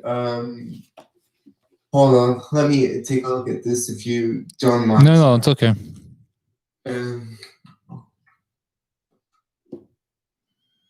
Yeah, I remember reading in the Second Balkan War that the fighting was mainly concentrated within Macedonia. Yes. I don't remember all the geographic regions, but there was some area that the Bulgarians really wanted. I forget the name of it. Well, they won Strumica, Chisinau. So this is south in the south of Sofia, the capital of Bulgaria. So they basically took 13% of the whole territory. So they took Strumica, Dubnica, and Chisinau. That was the Pirin mountain area, and they got that as a reward. But during the Second Balkan War, they lost that region, but as well as the region of Dobruja. That's the northeastern part of former northeastern part that now belongs to Romania since then. I am also, to a certain extent, now I know that Romanians are Christian and they're Orthodox, just like the rest of the Balkans I know, but I am somewhat suspicious of them because they did at one point collaborated with the Nazi superpower, the Legionary Romania. I don't know if you... Yes, I've heard of them. Is it by Ionescu, right? Ionescu or something? Ionescu. I also think so that it could be him. So basically, Bulgaria and Romania did collaborate with the Nazis at one point. The Bulgarians did spread towards the south, and the Albanians also spread it out, basically taking some western parts of the current Republic of Macedonia, parts of Kosovo, and parts of western Greece. And basically, they were proxies, yeah, if you can Gotcha. say so. I don't know what else I can tell you. No, I you mean, have more questions? I mean, you've been very informative. Actually, you're quite educated on the subject. Well, it's a must because I live there. It's Mhm. important that I know my surroundings in that area. Yeah, absolutely. I remember hearing about years ago about how the Austrians wanted to put border security in the Balkans, and I always wondered what kind of weird motivations could lie behind that.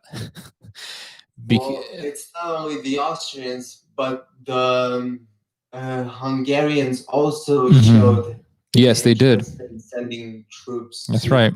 the border of between Macedonia Mhm. and Greece to basically hold off a wave of refugees that Refugees, were yeah. pouring into Macedonia. Mhm. I too don't know what their motive is, but maybe they're trying to gain favors from the Balkan states. Mhm. But at the same time, it's confusing because the Hungarians did build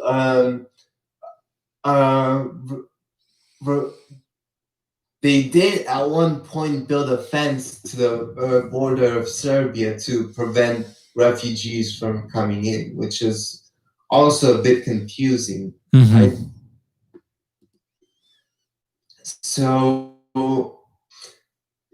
Yeah, as you said, they have some weird motivations, probably because maybe I'm just going on a leg here that they're probably trying to have an Austro-Hungarian teamwork. Yeah. I mean, this is just a wild claim, but maybe time will tell.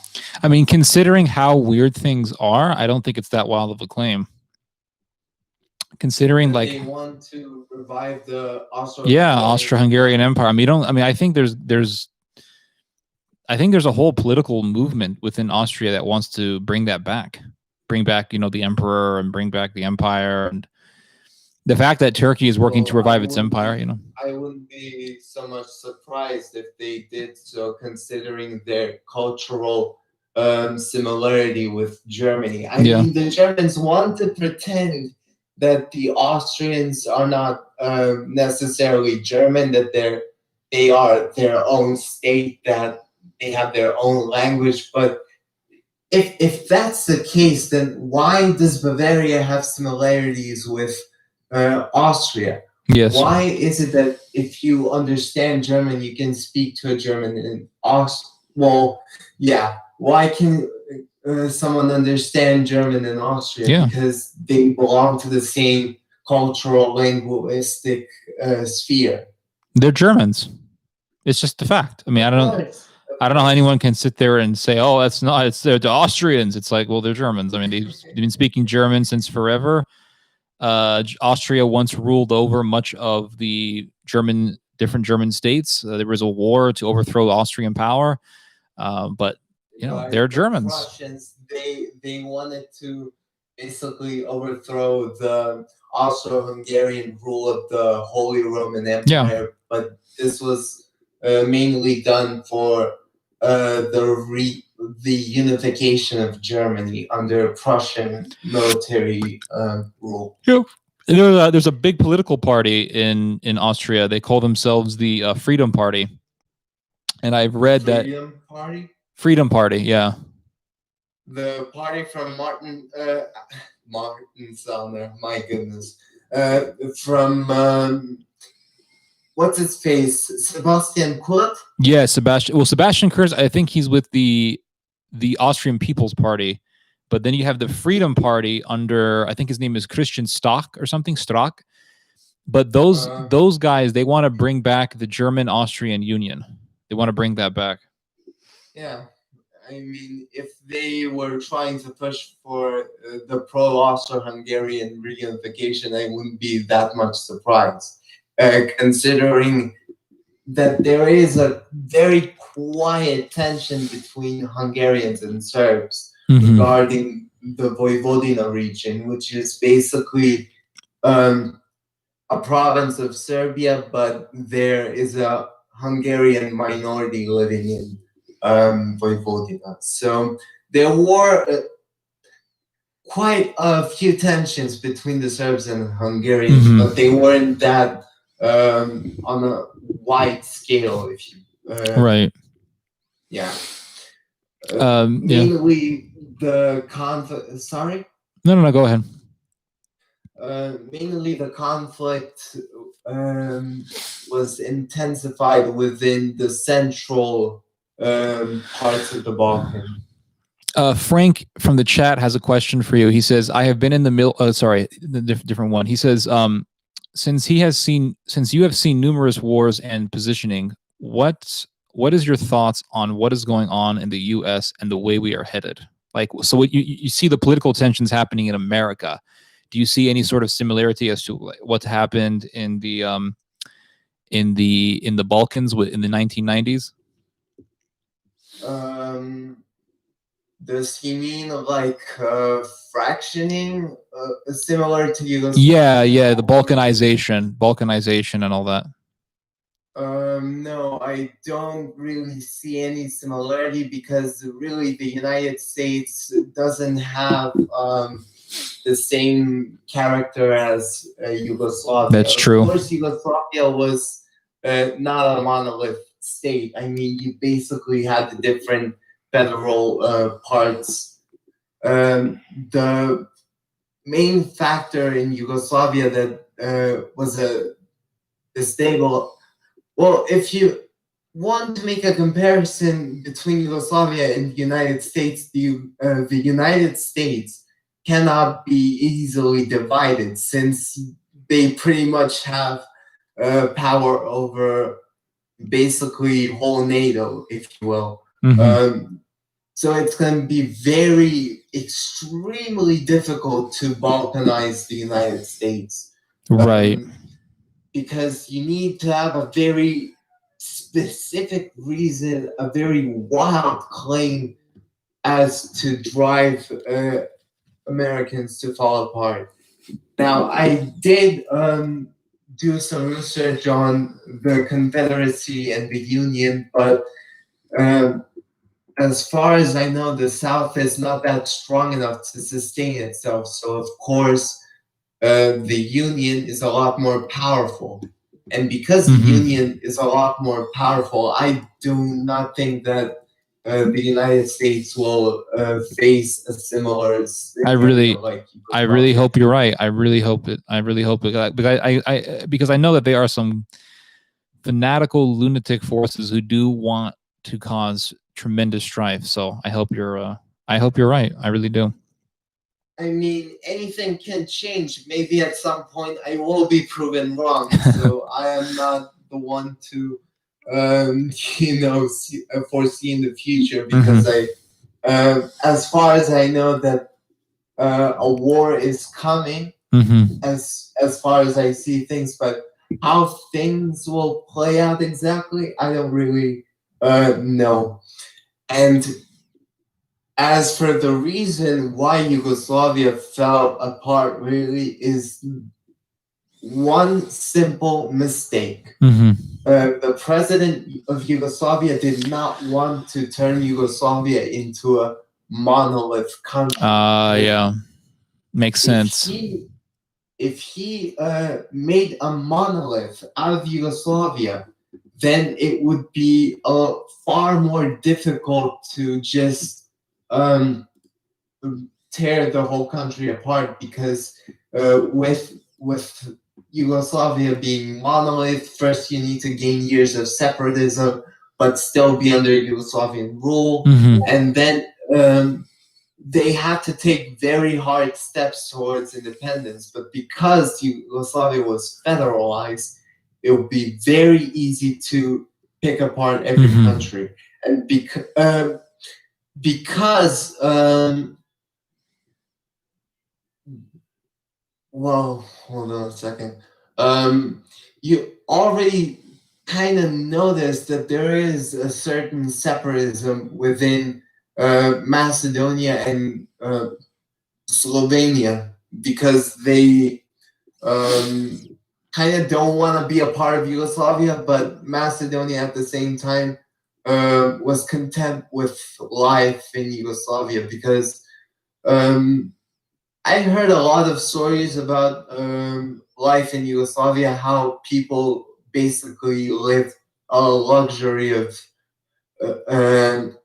basically lived in a luxury with only 2,000 dinars worth of salary, but at the same time everything was cheap. So people were living in luxury, everyone basically. But because it was federalized, it was difficult to maintain this.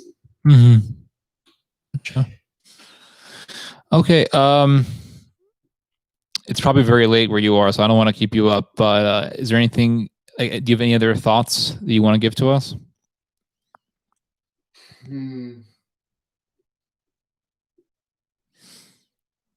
At the moment,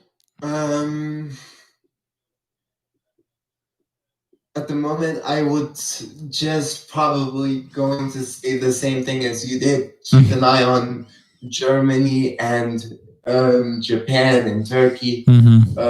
Basically, the way I see how the Third World War will erupt is through the collaboration of former Axis states. But I don't know if this axis will be expanded to newer members or it will remain the same axis, because there are some countries that do resent the axis for occupation, but some would actually collaborate with them. So I would say maybe keep an eye on the former Axis powers. Definitely. Now, I'm not here to badmouth any of these countries. No, but the problem is that you can never be too sure about anything, especially in this current climate, because the way I see it, Germany is having the golden 20s all over again. Yes. Basically meaning going through a time of destabilization during thanks to the corona pandemic, and at the same time businesses are closing down, so this could boil down to tension within the country. Yes, I believe that. Yes, I did a video about this, saying that coronavirus is radicalizing the world, and it is. It's the lockdowns, causing the economic instability, which is leading to political radicalization. Yeah. Right. Well, thank you so much for coming on. Show. I am very honored to speak with you. The honor is mine, man. All right. Have a good night. Okay. Have a good night. All right. You too. Bye-bye. Bye. Bye. All right. Yeah, he brought up some really good points about, the Balkan wars and Balkan tensions. I think, am I talking too close to this mic? Just let me know, guys. So we just got done talking to somebody from Macedonia. Now we're going to start talking to someone in Serbia. So here is another Balkan ally of ours. Okay, so I'm gonna bring this guy on. I'm gonna contact him on Facebook here, because I know him on Facebook, so giving him a call now. Are you there? Yeah, I'm here. Okay, Are you there? Nicola, there's a slight echo, so I think maybe you should mute your mic or something. Okay, I'm just gonna lower my speaker's volume, and that's good. Okay. Okay, that's a lot better. So how are you doing? How's everything going on in Serbia? Fine. We just received a lot of vaccines from all over the place. We received 1 million of Chinese vaccines. We're receiving Russian vaccines, 215,000 dosages tomorrow, and then we'll be receiving the British ones as well. I think something like 500,000. So we'll be good. We're basically steadily inoculating and surviving the whole thing. Yeah, also, absolutely. It's literally the coldest night of the year, I'm guessing. Oh, it's cold in Serbia? It's -8 Celsius right now. -8, man, I get freaked out when it's like 20 degrees outside. That's to me, that's freezing. But this is as low as it gets in terms of temperature. -8. Man, with all that cold weather and like during the evening time, it must be like it must get pretty cozy over there in Serbia. I'm doing fine. I've got a little local heating. Yeah. But I'm guessing that the bills won't. Isn't Russia a lot colder than Serbia? Absolutely, it's something like 1,000 kilometers to the north of us. So yeah, absolutely, we're freezing over there. But they're lucky to have all that gas. They got all the gas is really cheap. The heat is really cheap. Yeah, there, so I used to think that Serbia and Russia were very similar until I finally realized, wait a second, one's far up in the north. yeah, One's far up in the north. And Serbia is like way down south near the Mediterranean. You guys are on the Adriatic Sea. Yeah, we're the Mediterranean culture with the Italians and Greece. Yeah, and I remember talking to the Serbian guy years ago, and I said, don't you guys eat borscht?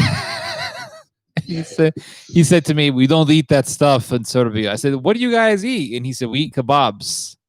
And I'm like, wait, you guys eat kebabs? He says, yeah. And basically, Serbian food is just Middle Eastern food with pork.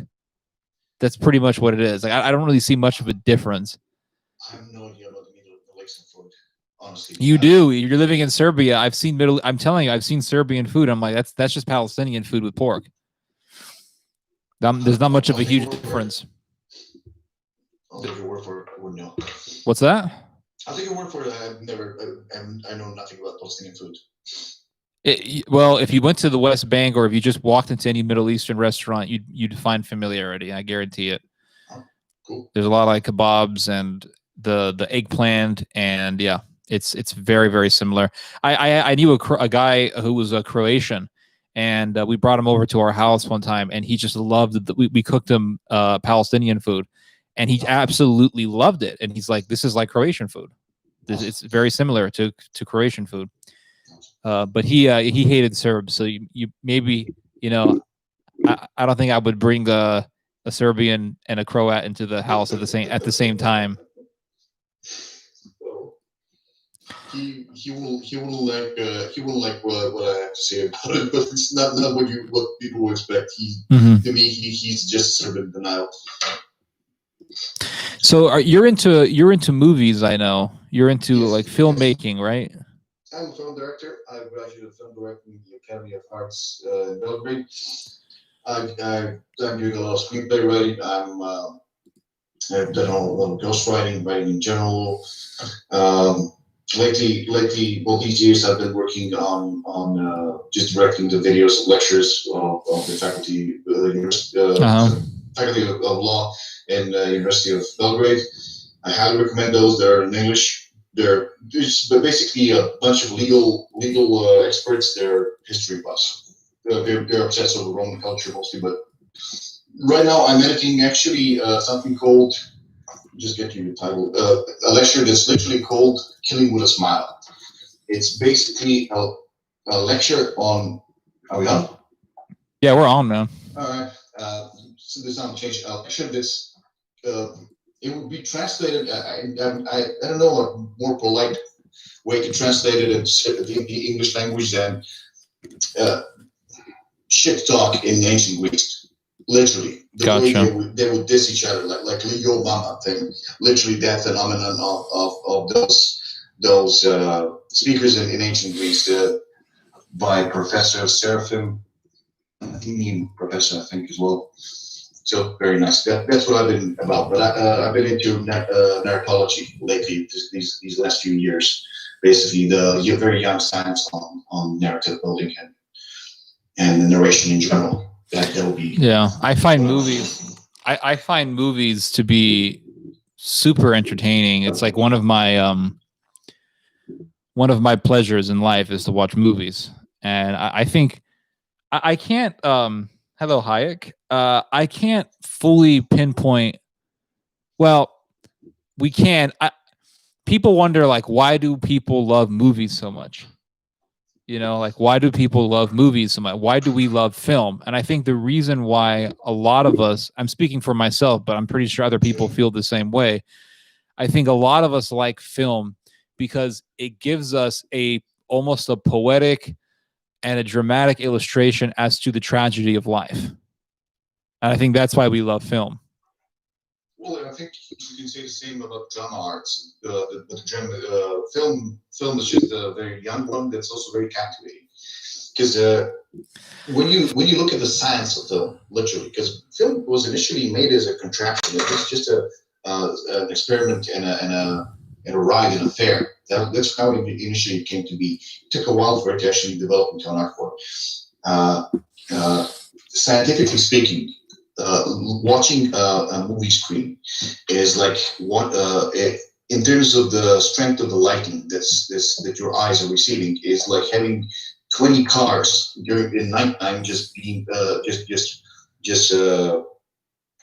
literally have their lights beam at you all at once. It's in a way it's hypnotizing, but it's and that's only the scientific part. There's also the psychological part in the way narrative is built in. Basically, anybody who knows anything about film history knows about this, but those who don't, basically, for those who don't, basically, film is in many ways it's something that was very much researched and almost scientific thing for its first, say, several decades of history, and eventually came to establish itself as an art. It's still yet to establish itself as an art form because the older arts see us as nouveau riche. They're just imposing on us. You'll be the rednecks with billions in their nobility. That's the way the musicians and the painters look at us. But in many ways, film is just a technical symbiosis of many art forms: opera, music, and speaking, and choreography. Comic books as well. We've taken a lot of camera working from comics as well. Yeah. And obviously writing and theater. Which is why I think that games have pretty much taken the mantle of film. Yes. Being something that's very technically much a novelty. Take that mantle from us and proceeded, because they've added one thing that consumes the audience and engages them even more in the interactivity. And some filmmakers are trying to add some form of interactivity to films. Those are nothing more than experiments for the most part. Although I would recommend some as informative. Why are Sundance movies so much weirder than other movies? It seems like Sundance movies are always, it's almost like it's a requirement in Sundance to have the most degenerate, most reprobate films imaginable. Well, it's been a while since I've been watching it because I just don't have this stomach myself. We used to discuss them all the time in the film academy, and the professors would always make us be fascinated. Most of the professors in most academies, especially in Europe, are very adamant about postmodernism, and if you blame postmodernism, you just have to be one. If you're not, they just call you a redneck. You're a Philistine. You're a barbarian, and you shouldn't be involved. And all the doors close in on you. That's how it makes right. As for why, the best takes that I've ever heard is basically a very long and convoluted story of secret societies that have been influencing art since early 20th century. And to tell you the truth, I can't remember most of them. We had this film history professor who was talking only about conspiracies in every lecture. He was never giving us any actual conventional history. He's actually, it's interesting. He's actually the brother of Marina Abramović, the famous conceptual artist lady who was friends with Clintons and into that. Oh yes, you're talking about Abramović. Abramović. Yes, Marina Abramović. Her brother was my film history professor. Oh wow. Yeah, and one lecture he was telling us a story about the 20th century art, and he explained that it's basically a Russian called Nikolai Vremich. That's basically the predominant factor in visual arts of the 20th century. He classified him as a theosophist, and he was trying to somehow blend in Christianity, Buddhism, and he had this fantasy of creating some kind of a knightly order or something. He was rich because he was very fortunate to have some Russian Tsar commend his work, so everybody was buying his paintings, and he was extremely rich. He even tried to buy enough land so he can found his own state, and he he turned his mansion into an embassy. And basically, Stalin told him, no, we can't just separate and create unions. He calls himself the state. He was a very colorful character. He has a museum in India as well. The Indians also consider him a character. And allegedly, Maria Abramovich's brother would argue in the lecture that this philosophy was actually what Star Wars was built on. Mm-hmm. I've never asked him about the details, but he's very chatty, generally speaking. Could be even available for detail. One thing I've noticed about films, there are a number of films that will portray the occult a lot. I've seen this in several films. I saw this in the movie The Witch. I saw this in The Lighthouse, which was a wacky ass movie that I don't really recommend. I saw this in a recent film that I saw. It was called Kill List, which is a British film that came out in 2011. Very disturbing film, but nonetheless a well-executed movie. But they all portray very horrific rituals that are satanic and occultic.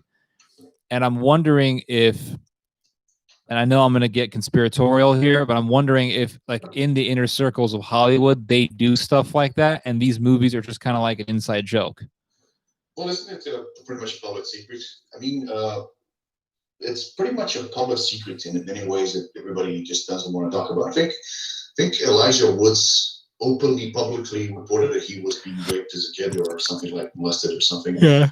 By those people. There's just too many cases to ignore. I remember I was playing that game, LA Noire, and it was based on real, actual historical Los Angeles police cases, and one of the cases was about pedophiles in Hollywood. It was in late 1940s. So it's pretty much out there in public. It's just being ignored, the implications of it. I would know, because it's not that hard to find people that will talk about this, but it's very hard to find people who will talk about this in a coherent, grounded way. Right, not like some crazy conspiracy that they can't prove. Yeah, that's the thing. Basically, conspiracies are a fact of life. Building a film is a conspiracy because you literally hold your script a secret. That mustn't leak. You do a lot of planning as well. Friendship is a secret, but conspiracies are generally speaking used overblown in their use as a word, as a concept. Generally speaking, the conspiracy theories are very often the problem with them is that they're all speculative, and they're seems to me mostly based on they're basically a modern mythology. Because in the ancient world, you would miss what was outside the society was the nature. So you would mystify ants and weather and natural phenomena or physical laws. But now the norm is considered that the society has basically enveloped everything. Everything is already covered, scrutinized, analyzed, and understood. That's the official narrative. So if you doubt that, then the only way to doubt it is to say that the society is hiding something, which is basically what your conspiracy theories are. So it's a kind of a modern mythology, I would argue. And the problem with them is that once somebody falls off the track of a systematic academic approach, they're going to hold on to. And this is where when people fall into paranoia, they fall into just oversimplifying things, and which is why many people who are cynical about modern academia, even though it's obviously very faulty and insincere and manipulative in many ways, they usually just can't handle the pressure of mobbing or being of being on the outside, and they usually just flip out and develop some form of neurosis, which is making a bad reputation for such speculations. But actually, you can. The thing is, you can pretty much put many things that are virtual into question in a composed way that is very sound and hard to dispute. And just most people just aren't equipped to do it.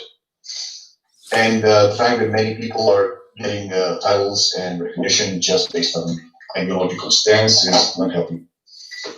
I've heard several actors talk about how they sold their souls to Satan. I heard John Goodman say that he sold his soul to the devil. I've heard from several different actors about how they sell their souls to Satan for fame. So I think there's definitely truth to these conspiracies. That's very solid assumption and thesis to just hold this legitimate. For instance, when I was being in the film academy, I was studying parallel. I was first year to parallel with this generation of actors, and one of them, which I worked with, organized and directed this play called The Interact. I think it was literally called Interaction. And what they would do is they would make some kind of a satanic display and scream at people, and even scream at some people for not denouncing God. And that was a play that they organized and directed for their graduation day. And see, that's the thing you see in film academies all the time. And if you're not perverted, if you're not 100% liberal, beatnik, or whatever they want you to be at that point, people just literally don't want to talk to you.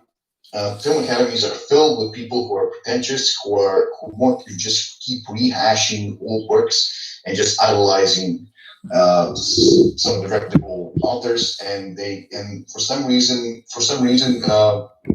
you get mobbed just for not being perverted in many ways, not only sexually but in every way. For instance, and I remember this colleague of mine. We were doing some little film exercises because on film academies you make just small movies as a sample of your work, then they criticize and tell you do this, try this, the structure, and working. That's all completely fine, normal. One girl was commended for making a short film that was all about how the river and the city is polluted, and it's disgusting, but because people are eating a fish that's basically eaten garbage, and her whole point is that she's disgusted. And that's the sort of crap that the film academies all over Europe endorse immensely. If you don't play ball, you're not there. You can't work. I think I can remember. Yeah. For instance, when I was, we had theater or drama history classes. I remember there was this one screenplay writer who was immensely endorsed. He received numerous awards for doing very little work. His main rewarded work was finding some kind of an obscure rumor that somewhere in Bosnia during the war, some pigs on the front line, literal pigs, had eaten human bodies that had recently deceased. And allegedly, those pigs were just butchered for food, and some people would have eaten those pigs. And for some reason, this proxy cannibalism was the complete theme of his work, and he got rewards of all kinds and immense praise for pointing something that's just disgusting and bizarre and outrageous and nothing else. And that's the type of atmosphere you get in film academies all across Europe. It's very bizarre. I consider it very unnatural, and I was completely surprised when I started seeing Hollywood taking that very shape. Because when I was studying, Hollywood was the one refuge where you can actually do good film craft. Not the I don't mean the motifs or the there's a lot to put on Hollywood and to complain about in Hollywood, but in Hollywood at least you could just make something that was neutral and nice and normal to us to some degree, and at the very least you could at least do quality craft work. By craft I mean something the very basic things that we directors do, like do proper shots, do proper scenes, just do conventional normal work. In Europe, all that is endorsed are these endless experiments, which are not really experiments; they're just regurgitating of the same morbid themes. And this, I don't know about the whole of Europe. I think that the so-called Prague school is to blame to a degree. I think it was around somewhere like 1970s. And as far as I know, it established the whole everything sucks, everything is horrible morbidity thing, and it just kept on going. But it had also other influences from France, I think, as well. It's a very, very unhealthy art. Well, go ahead. Sorry, go ahead. Which is why, ironically, if you want to have actual European mythology, European stories and motifs, you actually find more Japanese works about it because it's not a taboo in Japan. One thing that I've noticed, I think this mic is maybe a little too loud. One thing that I have noticed about Hollywood movies is that, or not just Hollywood films, but like films in general, is that you have these types of movies. A lot of them come from Europe, but Americans are also beginning to pick up this style. Is like you have these scenes where people are just like doing something crazy, like they're dancing in a room or whatever, and then some weird music is in the back, and the scene goes on for like 8 minutes. It's horrible. And I'm just like, what the hell is the purpose of this? I completely agree. See, there are plenty of styles in filmmaking, and one of the styles that is very much cherished by these people is their very slow-paced directing. And as far as I know, Russians have had very successful experiments about it, in which they would create. I'm hearing an echo right now. I don't know if you don't mic or whatever. I don't hear any echo. I don't hear any echo. It's fine. Okay. So they would create basically. There's one of the branches of film art is basically making your shots a bunch of very, very slow-paced paintings that change so slowly that you are startled when something happens. Personally, I think that this is no better than something very few directors should do, because it's a very exotic challenge to develop an exotic style, and most people just don't want to do it. Most people just want to have a story that's just happening. But the thing is, film academies have these personality cults of directors doing the whole slow pace thing. And the thing is, most people actually don't have the time. I don't have the time to do it. I'm a fast paced guy. My shots are fast paced. They're considered outrageously fast by my colleagues, but you can define film directing in many ways, but to me, is the art of articulating the narrative through time. If you lose the audience's attention, you fail. You drop the ball. It's like a basketball player dropping the ball. Same. I'm guessing that there's, as far as I know, in Europe, there's a lot of negative selection rewarding this kind of thing. And it seems like talent is basically discarded because the political stance or philosophical stance is what counts. And in 2008, I was being told by my professor that in the Euromarch, the biggest production company, well, is the EU's production fund, basically. Whole thing was about basically what you call tags. You had certain tags that you had to have in your script in the following year, and if you hadn't, you would get all the funding and all the glory and prestige and fame and all that. And the tags are usually something very banal. Like you have to have a transvestite, you have to have a Turk, you have Right. to have Right. Yeah. an Indian or whatever. You have to have an invalid. So if you have those three, you can do whatever you want with your resume, and naturally this lowers their quality. It was much actually. In many ways, it's actually much worse on the censorship than the communism was, because in communism you would only have one meeting in which a committee would just basically scrutinize you for about an hour about the philosophy of it. And if you're not directly spitting on the head of state, they would usually say, "All right, go ahead," and they would give you all the funding, all at least in Yugoslavia. I wouldn't know about the other countries, but I've heard many of these stories. It was basically actual, not especially. By the way, George Lucas is with me on this one. George Lucas is the only film director I've ever heard say this very same thing. That it's actually the communists were actually very casual about it. Besides directly attacking the head of the state and the ideology of Marxism, you can just do whatever you want. And this is, in my experience, from what I've seen, it's pretty much the case. It's gotten worse, at least around here. Then again, Yugoslavia was the prized puppy, basically creating its own. We had a whole film industry of our own, and it was pretty good. But I'm guessing it was meant to show the good copies, to present some good, better alternative to Soviet Union. So I'm guessing it was allowed to exist. Maybe like Sweden. Yugoslavia used to be a NATO spec, and it basically, in many ways, was discovered and the film industry alongside with it. We had thriving institutions for filmmaking, and when I joined the whole industry in 2006, it was all being dismantled. It was just like a huge giant machine being dismantled. It was a giant machine being dismantled? Yes.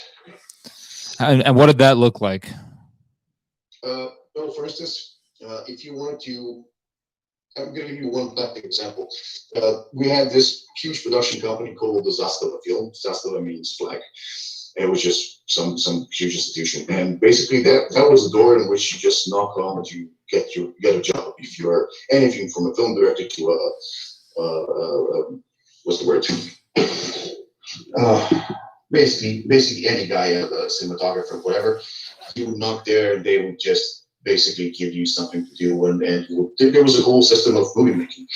It was the one door to knock on, because it took everybody and took care of everybody from getting their jobs to pension to prestige or person whatever. It was being dismantled. It's still around, but I think it's pretty much dismantled. When I was joining, for instance, 2006, it didn't have a single laboratory that was reliable for developing the feature films. I'm talking about the standard 35 millimeters. So most of the films that were being done on camera tapes were being shipped to Hungary, because the one lab that we had around was not up to the task. It was unreliable, and it's cheaper to transport it and pay several $100,000 to Hungarians than to risk some of your scenes being damaged. Just as an example. What kind of films? Like, okay, so if you had to watch only one movie for the rest of your life, what would that film be? Indiana Jones 1, I'm guessing. Indiana Jones, the Last Crusade. Right. I would be torn between the Raiders of the Lost Ark and the Last Crusade. Last Crusade is also beautiful. What is it about the Raiders of the Lost Ark that you love so much? It feels very real.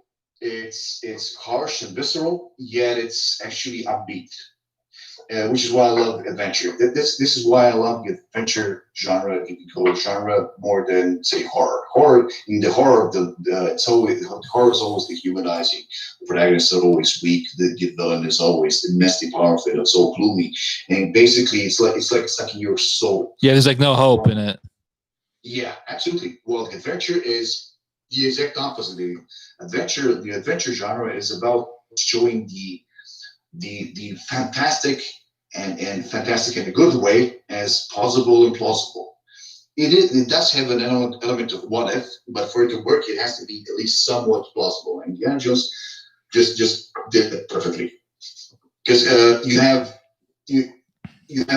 villains who are horrible, brutal, but I think it's very invigorating as a genre, which is why it's my favorite genre. Unfortunately for me, it's by far the most expensive genre to make, and it's immensely hard to make anywhere outside Hollywood. It's even harder in Hollywood. So which is why we have so little. One thing that I liked about Raiders of the Lost Ark was it showed how the Nazis were basically trying to take the Ark of the Covenant and use it for their own power. And what that reminds me of is how political entities will use religion for their own power. And you see this all over the world, but they use it for evil. And what makes it so deceptive is they come with the appearance of Christianity, but in reality, they are enemies of Christianity. Absolutely. Yeah. That's one thing I find so fascinating. I'm an expert on that. Well, did you ever see The Temple of Doom? Yeah, sure. Absolutely. And what did you think of that one? Well, I was trying when I first read it. When I first seen it, I was trying to inquire about whether it's realistic or something. And I just heard that basically the Kali cult is something like Satanists in India, or something. It's usually seen as the black sheep in the series, and people mostly don't like it because it was so gloomy. Yeah, it is, and I like it less, but I'm very much in love with the love story with what's her word, Willie. I think the girl was. I think she was called Willie. I'm also very much in love with the kid that was also being used. So little Asian boy. Yeah. The little, I think it was Chinese or something. Shorty, Dr. Jones. He crazy. I love the scene in the movie The Temple of Doom. It starts out really good. The film starts out really good. He's somewhere, I think, in China, and then he ends up almost getting killed, and then he gets on a plane, and the pilots try to crash the plane, and then he ends up in a village, and then they want him to save some stones, which are basically just like phallic idols in Hindu religion, and then he goes to the Temple of Doom, right? He goes to the Temple of Doom, and I think that there's a point in the film where it becomes kind of cartoonish, where Shorty, this little Asian kid who's like 4 feet tall and he's like 11 years old, is beating up grown men. And that is like, come on, that's not real. That's the only thing about the movie that I don't like, is that aspect of it, where this little kid is doing like spinning back kicks on grown men and just knocking them out, and that's not realistic. But everything else in the movie I really, really liked. I think the most beautifully shot scene in the movie, in my opinion, is when Indiana Jones is on when he's on the bridge, and he tells the guy, "Prepare to meet Kali in hell," and he hits the sword. I love that scene. That is the most beautifully shot. Not just those lines, but the way that the scene is directed. You have that atmospheric drum playing in the back, and then you have the villain who did such a great job at being evil and looking evil. He just looks sinister. So I think the film was great, but yeah, probably not the best Indiana Jones, but definitely not the worst. I would say I don't like the ones that came out that I don't like the fourth one. I think the fourth one is the worst. Pretty much what he likes it. It was a sincere effort, but it was just they had holes all over the place. For instance, just one thing that always stuck with me on the fourth one was the villain was supposedly trained in telepathy and information from other people, and she literally did it twice and failed both times. That's one of the. For some reason, it's been a thing in Hollywood for the last few decades. The villains are just too emasculated and destroyed. I don't mean emasculated literally. She was a woman, as in they're not terrifying enough to be afraid of. The villains are too easily too weakened. They're just too weak for the protagonist. That's the tension is lost. That's a very bad little thing that happened in the meantime, but it seems to be a part of the fashion. You believed all the previous villains in the previous three films. They were all hardcore people, and you knew that they would murder everybody that's on their way. You didn't have that sense in the fourth one at all. That's one of the problems. I wasn't too crazy about the idea of like aliens in Peru somewhere. I just thought it was disconnected from the universe of Indiana Jones. Absolutely. Yeah. Primarily because Indiana Jones is a lot about ancient mysteries and tradition and unraveling the world of the past that's somehow relevant to the present. Right. And this is basically the past actually being sci-fi that's disguised. Science fiction, yeah. It's not. It doesn't make any sense. Yeah. Yeah, I like the Temple of Doom because it does deal with something that actually happened in India, the Thuggee cult. And people don't talk about this, but there was actually a real cult in India that killed around 2 million or so people. They were the Thuggees. They worshipped Kali. Now they weren't pulling people's hearts out. I mean, at least not that I'm aware of. But they were indeed murdering innocent people as human sacrifices, and they butchered millions of people until the British finally got rid of them and executed the members of this cult. What I find amazing is that movie was extremely controversial in India, and I think they banned the showing of that movie, if I'm not mistaken. It was so controversial. Yeah, I heard it. I think, the Thailand scene, I think, wasn't actually shot there. They had to do some kind of a stand-in thing, and they had to recreate the Indian scenery somewhere else.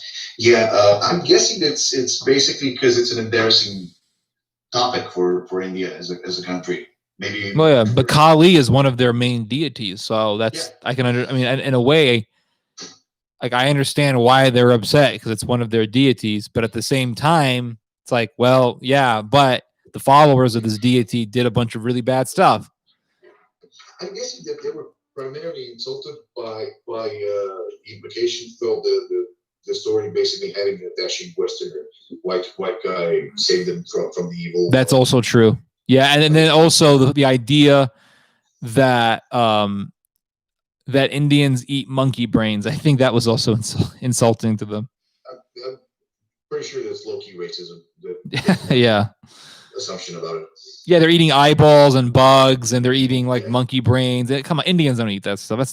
That's another thing. That's another thing about the movie that I didn't like. That scene I think was ridiculous. They should have put like authentic Indian cuisine. Yeah, but that wouldn't make for a story.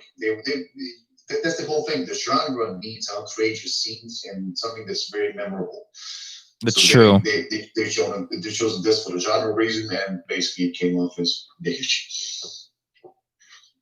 I'm guessing. When I was a little kid, I remember seeing that scene, and the monkey brain looked like Jello. Yeah. So every time I saw it, I always wanted Jello. I was in the mood for Jello. Oh yeah. Every time.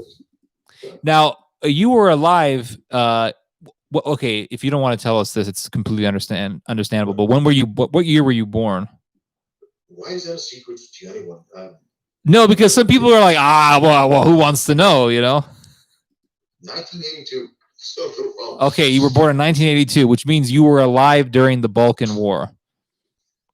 If you want to call that why, it doesn't have any official war around here.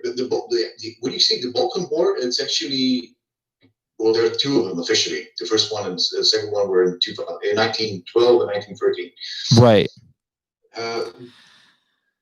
Around here, there's no official title about it. Basically, some people call it a civil war, or it was simply the breakup or something. It kind of was a civil war though, because it was all Yugoslavia at one point. I don't absolutely disagree about it. They were basically all the actual subjects or all the actual actors that were acting instead of reacting were out external.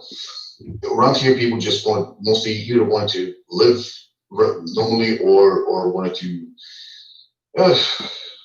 basically earn a buck. Some of us wanted to earn a buck by just betraying the country. That's how it from where I'm standing. It's a very tiresome topic because when you were born around here, you get asked about these things all the time from all the foreigners you meet, and nobody actually tells you this or tells you these things. In school, you have the basics, but where the education is very conservative that area. I think we didn't even have a lecture in history on the last class in history when we were learning about modern times, and you barely have official statements, and the media coverages are very dubious. They sometimes contradict what you know because it's not a whole huge country. Yugoslavia was 22 million people large, so it's very easy. I'm guessing compared to the United States or something, to just literally know people and meet people that they're somehow involved in. That's how you construct your perception about it. But you stick to what you actually know, and then look for who's making sense. I wasn't near the front lines, minus the bombing. Myself, I was spending time in Belgrade, and just to illustrate how bogus the official narrative was. Officially, I was under sanctions in 1992, which ended in 1996. And sanctions imposed by Clintons on the whole country because allegedly I was fascist. They wanted to murder everybody who was not a Serb, and that's all I cared about. And all I cared about was the Greater Serbia. Now, I literally did not know what Greater Serbia as a concept was. I never heard the expression until 1997 when I heard it on CNN. I was in school. When I was in school, we had little textbooks with Tito. You must have known Tito, the marshal, the president, the dictator. Yes. And we were basically told to be good commies. I had a very ideological teacher, and she was telling us to be all comrades and being in the spirit of unity. That was a phrase. And we were all being prepared to be nice little commies and to appreciate everybody in the federal country. And there was nothing tribalist about it. At least not that I got. Only later I would discover that actually while I was being taught to be a nice little commie that in Croatia and Slovenia in particular mostly, they were being fed something that's completely fascist in nature, and they were being prepared. Basically, they were developing a bloodlust. I remember as a kid,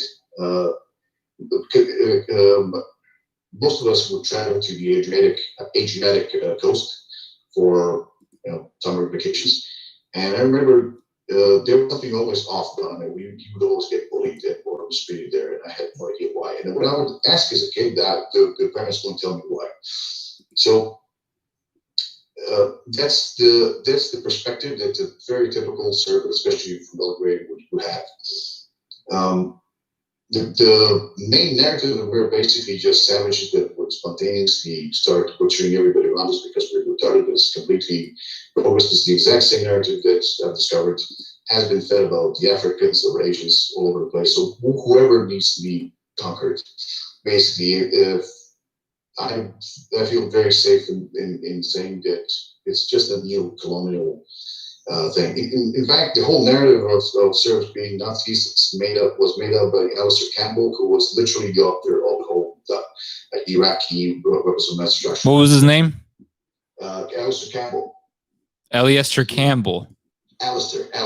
I'm looking this up. AIR.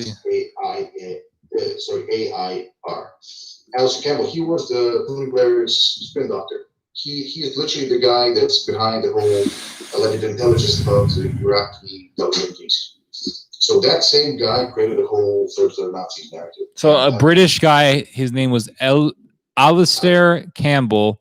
Yes. He came up with this idea that the Serbs were just barbarians and savages. No. That narrative has been spun by the British government for the last 200 years. But the Serbs are Nazis in the 90s thing, that was literally him. And aren't the British known to be very good at lying?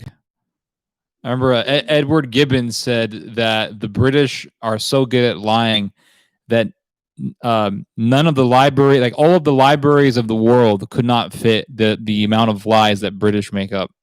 That's what he said, and he was British. Yeah, Edward Gibbon said that. Was he very much a nationalist? What I think so. I know that he was a part of a militia that was training to fight off the French because the Frenchies were getting close to invading Great Britain. But I know that Edward Gibbon, he really hated Christianity. He hated God. Oh yeah, pretty much. I know about him because a friend of mine, well, an associate of mine, was reading his books on Eastern Rome, and he was absolutely anti-Christian. He insisted that Eastern Rome was crippled and inferior because it was Christian. It would have been much better if it was pagan. Very, very anti-Christian. But coming back to your topic, from what I've heard, there's an Arabic saying that if you see two fish fighting, there's an Englishman about. There's a what? If you see two fish fighting, what? There's an Englishman around. Oh, there's an Englishman. Yeah. Later I heard it's actually a Persian saying. I wouldn't know from which period. But in my experience, yeah, it's plausible. I've met several English people who were absolutely manipulative, some better than others. Yeah, and generally speaking, yeah, there's a motif there. When you see the British foreign policy, it's basically pitting everybody against each other on a very with great precision. And I'm guessing that it's kind of fair to say that the British Empire's whole signature move was the advantage of intelligence. Yes. As far as I know, even the Spanish Armada had sabotage all over the place. So I guess that there were some agents and spies and saboteurs and that. It seems that's their thing. Have you ever looked into the connections between British intelligence and the occult? I've heard a lot about it. I've heard that there's a lot about it, but I've never actually studied this in detail. I was just compiling pieces all around it and checking where it makes sense to me. Allegedly, Ian Fleming was MI6 and he founded the CIA and he was friends with Aleister Crowley. And when he wrote the Blofeld as the villain for James Bond's stories, Blofeld was actually just a metaphor for Aleister Crowley. That's why Interesting. People who Interesting. Read it. What I have heard is that there was a very famous occultist back in the 1500s.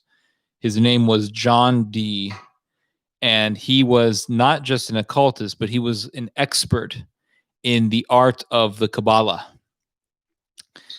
And he was very well connected to the British Crown and the British royal family. And he was sent on a mission into Bohemia, which today would be modern-day Czech Republic.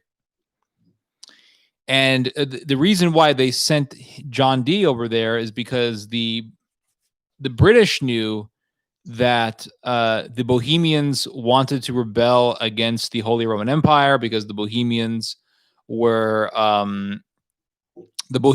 Hussites, and they wanted to break away from the Catholic Roman Empire.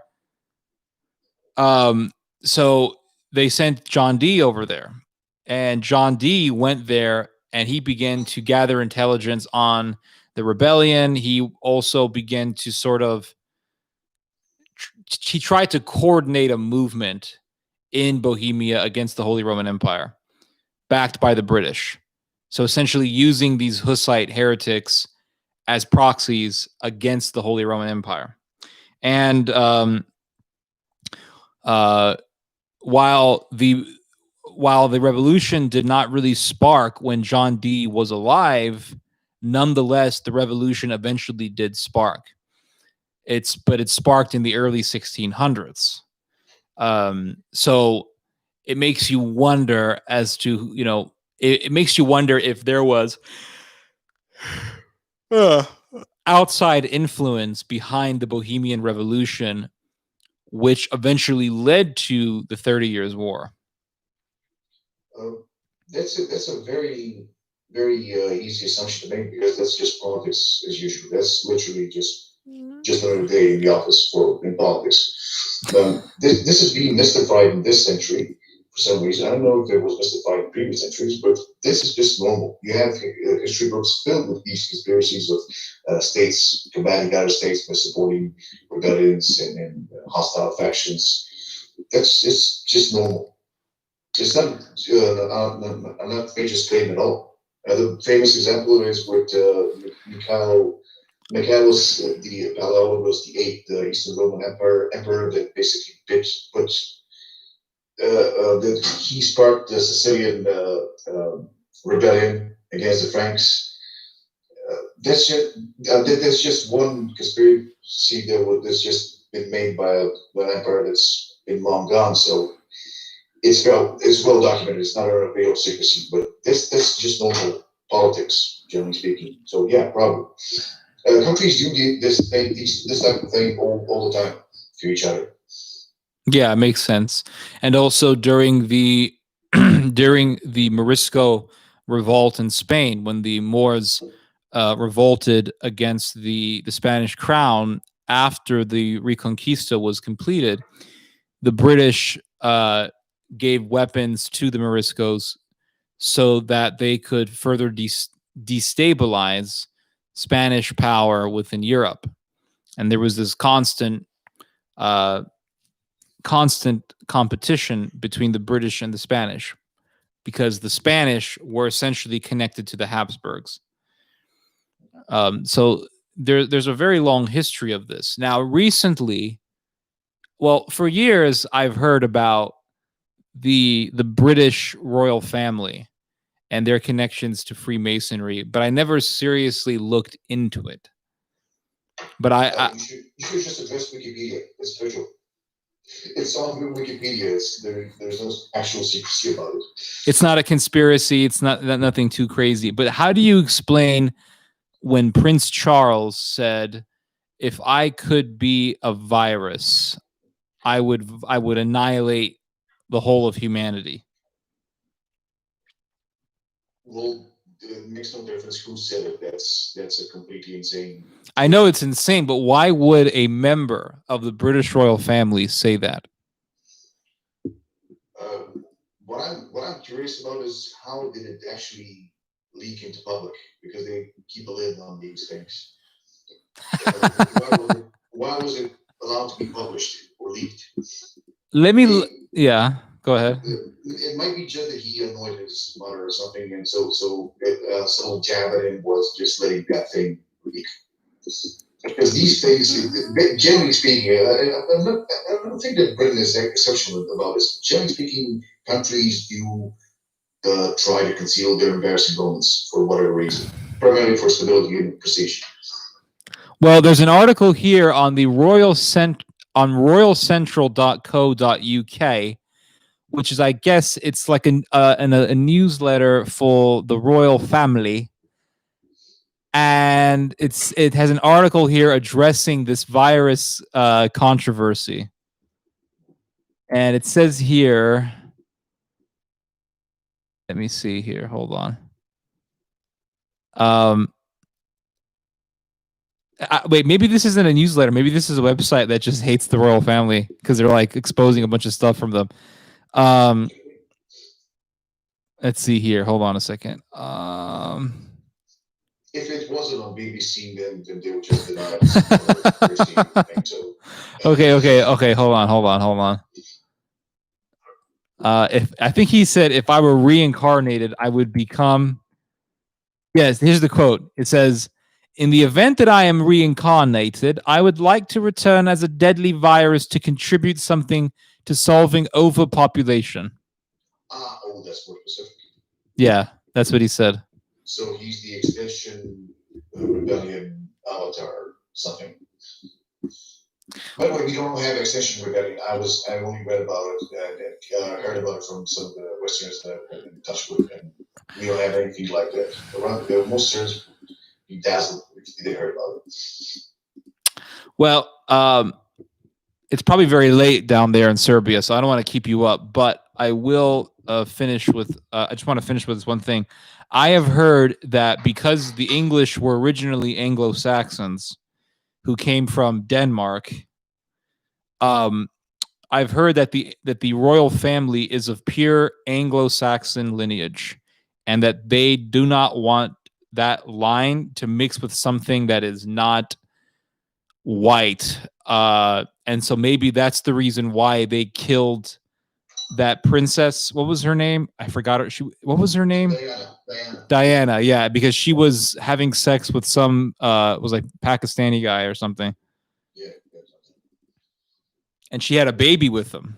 So they didn't want that out. Well, I heard a rumor that there are also Germans and which is basically Anglo-Saxon, so no problem there. And some people claim they're actually Jews, try to hide it. Oh, I've heard this. I don't believe that nonsense. Me neither. That British. Oh yeah, I heard that they come from the royal line of King David. Yeah, I heard that one as well. Yeah. Yeah, there's no evidence for that. I don't believe that nonsense. Basically, just British Israelism to try to legitimize the crown. Say, well, we're of the line of King David, so you have to follow us now. I wouldn't know. We don't have many Jews around here. Yeah. And we don't have any Zionists around here. But we're very much ambivalent towards the whole Middle Eastern thing. No, you guys are very lucky. I envy you guys. Okay. We literally have no idea who to cheer for around here. I guess you have to. I guess you have because you're focused on defending yourselves all the time. Pretty much. Because you got the Turks, and then you have the British, and then you have the Americans, and then you have the Germans. Basically, you have like all of NATO to defend against. There's a rumor that's very common around here that Belgrade itself is home to something like 20 plus intelligence agencies. I mean, they have their branches around. And interestingly, allegedly there's a significant Japanese presence, and allegedly the Japanese have a little branch office around here because for some reason it's very convenient for them to learn what's going on around the world while sitting here. Because for some reason, if there's an earthquake anywhere in the world, somehow you will hear about it or feel it in Belgrade. Is that kind of a geostrategic point? Very interesting. I'm surprised that not many trailers have been made out here. My colleagues have finally started making some trailers. It's a very basically we're kind of like the landlocked Venice in the city. Interesting. Interesting. Yeah, that actually makes sense that you have like 20 something intelligence agencies active in Serbia, because Serbia, it's an ally to Russia, and it's right in the middle of the Balkans. So of course America wants to control it. Yeah, we have some of the territory used to belong to Austria or be under Austrian control. We have leftovers from Islamic occupation.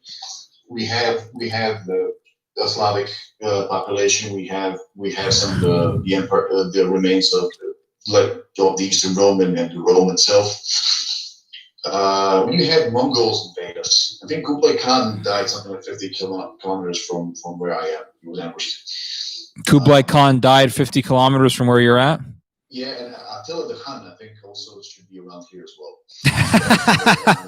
Yeah, it's a very... this city was demolished a record number of times. Something like the death of empires. Yeah, pretty much 24 times demolished. There's so many layers to the city. It was founded in the late 2nd century. It was Christianized very early on.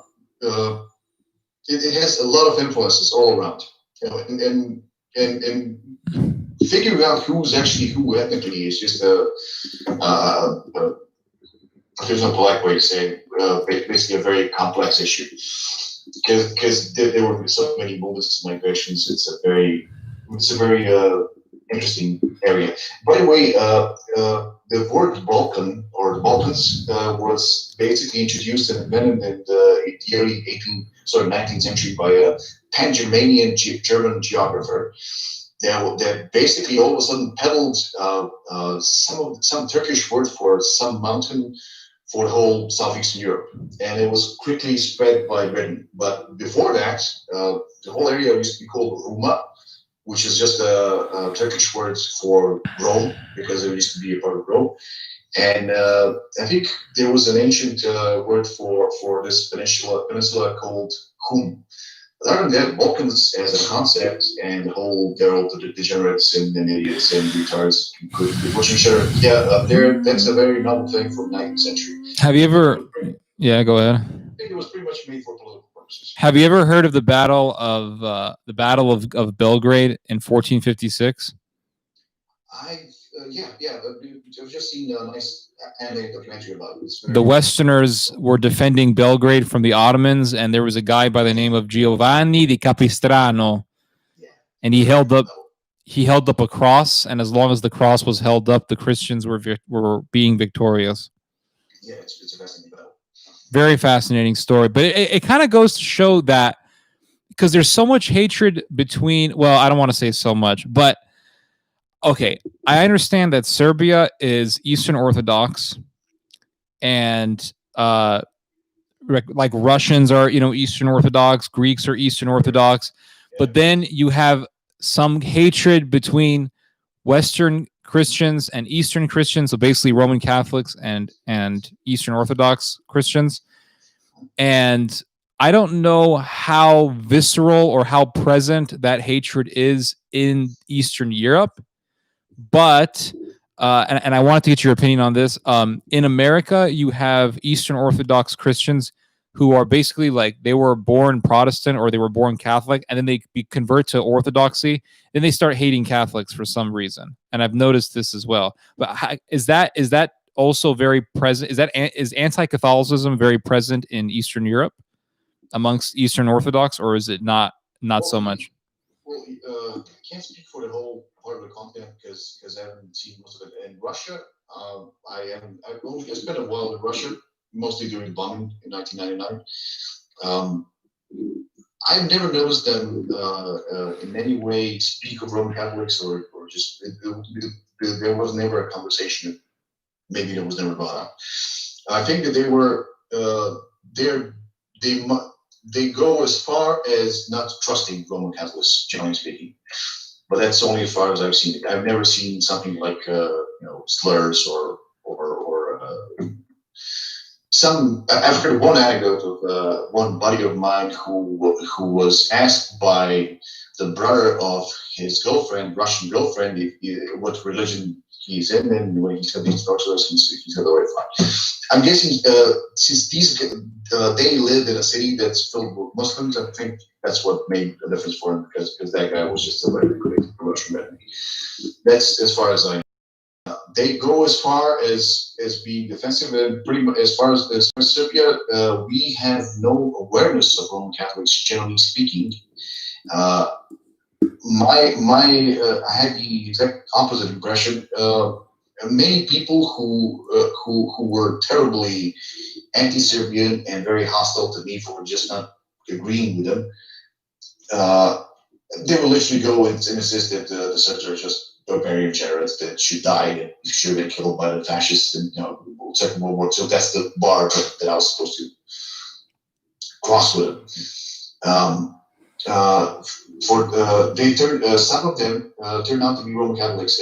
Generally speaking, we don't have Roman Catholics in the public discourse, nor an official stance. Our history and our public sociology and history basically tells that it's just a political split, basically without significant theological and doctrinal differences.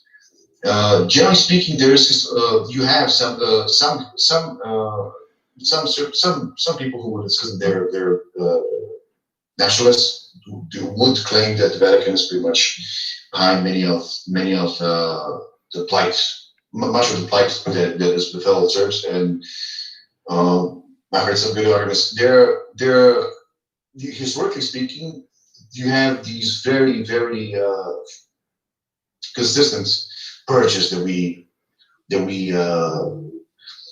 just keep getting into, and there's always some excuse, and then they're being covered up. So as for most of the Serbs that I know, we basically, the thing is, religion around here isn't a topic in the way it's a topic in, say, in the U.S. I've never seen. I can maybe list several people who have just converted from one religion to another, in any direction, just out of intellectual reasons. Most of it is just some kind of a sense of belonging or some kind of a political thing. We just transferred into religion. Right. That makes sense. So the Americans, being ex-Protestants, I met some of them. I would have to actually see some of the life in the U.S. to put a finger on why they're that way, or how much they're that way. I did meet them, but some of them seem some of those that I've met have been have been. I've met some that were Roman Catholics, they converted to Orthodox Christianity, and there were some of them were very composed in their criticism, and some of them were zealous. I think that somebody is trying to somehow pollute Orthodox Christianity. There's a rumor that CIA has been very interested in since 2016. It pretty much shows. I think I'm noticing on social networks some very bizarre thing of Orthodox Christians. Some of them recent converts, some not. Mostly young men who are indoctrinated into thinking that Orthodox Christianity is somehow the one refuge for Nazism and fascism and chat culture and these things. And that's a very bizarre thing that's very easily dispelled. And when you give them, as an Orthodox Christian, as you give them the counter-arguments that Nazis for starters have been butchering and killing mostly Orthodox Christians. I mean, I have family members who have been killed. They weren't Jews, they weren't communists. They just insist that you're a spy and a Jew. Oh, sorry, you're a communist and a Jew, and that's their whole response. So that's my guess is that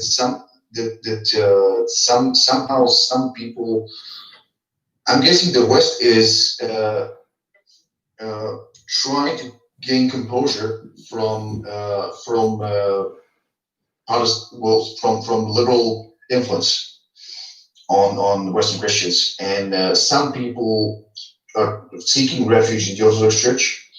And I'm guessing that there are political factors who are trying to make sure that conversion or that influence doesn't turn political and doesn't turn into something actionable and operable. So basically, I'm guessing that whoever's anti-Christian and behind all of this, I'm guessing that those zealous people that you've met might be just deliberately trying to keep people away from Orthodox Christianity by being horrible and mean.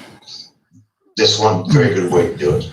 But we have to talk about on a case by case basis. I'm pretty sure that I've met at least two influencers that are saying that they're Orthodox Christians. They're pretty much almost openly pagan and Kabbalist, which is absolutely impossible to reconcile. One thing that I've noticed, it just seems to me that Orthodox priests, from what I have seen, they tend to be more educated than a lot of Catholic priests. That's just from my own experience and my own observation. First time I heard it. Really, I've just from seeing different videos of like a video of a Catholic priest talking about something versus an Orthodox priest, it just seems that the Orthodox priests, they know more, like they're better at giving answers for their position than a lot of Catholic priests. I'm guessing that it's not about education, but it's maybe something else. Were there monks or priests? Priests. I'm talking about priests. Yeah, just check. But Orthodox priests are also pretty vibrant as well. Well, yeah, sure. You see, I'm not a theologian. I was basically, I was growing up in a very secular environment. I think nobody talked about religion until 2015 or something around here. It's not a matter of public discourse. Most people around here tend to be marginalized believers. They do the rituals, they go for holidays, they cross themselves when something significant happens, and that's basically. But they don't put a lot of thought in it. I've only recently started realizing there are differences, doctrinal differences, and theological differences between branches of Christianity. And one thing that I've heard of is that, at least traditionally, now you please correct me if I'm wrong, I thought that actually it was the Roman Catholic monks that were much more insistent and hell-bent and on quality education. So I'm very surprised to hear it. I thought that actually it's the other way around. Well, I mean, just from what I've seen, it just seems like when Catholic priests, for example, are challenged on their positions, they seem to be more superficial. They'll kind of give the standard answer, but they can't really go beyond that. And it just seems that Orthodox priests are more zealous and they have more energy. That's just from what I've seen. Maybe. Well, I have a guess, but it might sound like a complete insult. But I'm not trying to be insulting to them. My guess is that those priests have been pretty much just squashed by an order or imperative that they should somehow be political about things. Yes, you're correct. It's not an insult. It's not an insult. It's actually just it's an observation of the obvious. If you go into the Catholic political realm, if you go into the politics of the Catholic infrastructure, yes, Catholic priests are trained to be very shrewd, and they're trained to be very careful of what they say. I see it as a complete. I'm literally crossing myself right now. Lord help the Roman Catholics for making compromises and thinking that that's a good thing. It is bound to backfire in some way, one way or another. Yes. Politics and creed, because Christianity is creed. I'm a layman. I'm the guy that you call to make quality film shots. So maybe I'm just talking about maybe I'm talking about my pay grade, but creed, generally speaking, is something that you don't adapt. You may adapt your stance, your politics, your maneuvers, but creed shouldn't change at all. And I remember I was discussing philosophy with one Roman Catholic. He told me of something that's he called evolving theology. Mm-hmm. I have no idea what it is. I'm not a theologically educated man. If that's a thing, and he told me that it's official, it's not pragmatic. It sounds completely wrong to me because the first thing that crosses my mind when I heard that something is evolving is that it can become just about anything. So it's not solid. And from what I understand, generally speaking, Orthodox Christians, generally speaking, criticize Roman Catholicism in that regard, that it's changing with times or for any reason. That's the general criticism. Mm-hmm. And if I've heard many tales, but the thing is, we have other problems. I don't want to say that. I didn't want to sound condescending in any way. We have other problems, and I can tell you about it if you want. We have different types of problems. In fact, I think there was Vladika Nikolai Velimirovich. I think he was sanctified. I'm not sure. A monk who was he was a monk. He was prominent during World War II. He compared. He had this very interesting comparison between Western and Eastern Christianity. I'm paraphrasing. It's been a while since I read this. It's been 15 years, 17 years. He said that he saw Western Christianity as people who are very industrious, making huge Babylonian towers all around them, while it's all actually empty of substance. Is how he saw it. And he said that Eastern Christians are the opposite. The Eastern Christians, he said, are like somebody that's sitting very timid and depressed under a tree, while not trying to reach for the fruit. But actually, trying to reach for the fruit. Yeah, that makes sense. Yeah. Yeah, and he also said that Eastern Christianity is something that's basically like having around perfect building blocks while not actually making anything from them and just leaving them be like that. That was his criticism. And if you've seen Lord of the Rings, the Denethor, the Steward, the film or the novel, basically both of those characters, both versions of that the character, they're pretty much like a very common problem among these Orthodox Christians, as we call ourselves. We are very much prone to being overwhelmed by the horror of evil, and our way of dealing with it is usually when we collapse, when we crack, is usually being completely fatalist and auto-destructive. That's very common among Orthodox Christians. Orthodox Christian would in fact, if somebody evil wanted to manipulate an Orthodox Christian, all they needed to do would be to present failure and defeat as somehow righteous, and the Orthodox Christian that was gullible or naive would immediately snap a defeat like a prize. That's a very common thing around here. I'm talking about normal things like paying bills or just suing people for damages or something like that. It's a very common thing. They do what? They take it as an act of fate. Is that what you said? Generally speaking, culturally speaking, many people around here for some reason are brainwashed. I don't know if it could be communist, it could be postmodernism. It's very hard to pinpoint these things. But generally speaking, many people here are very easy to manipulate, to see their own defeat, destruction, and demise as somehow virtuous. Ah, okay, I see what you're saying. Yeah. Some of them embrace it with vanity and saying, "Oh, I'm so pure and pious because I'm destroyed." Some will just be depressed about it.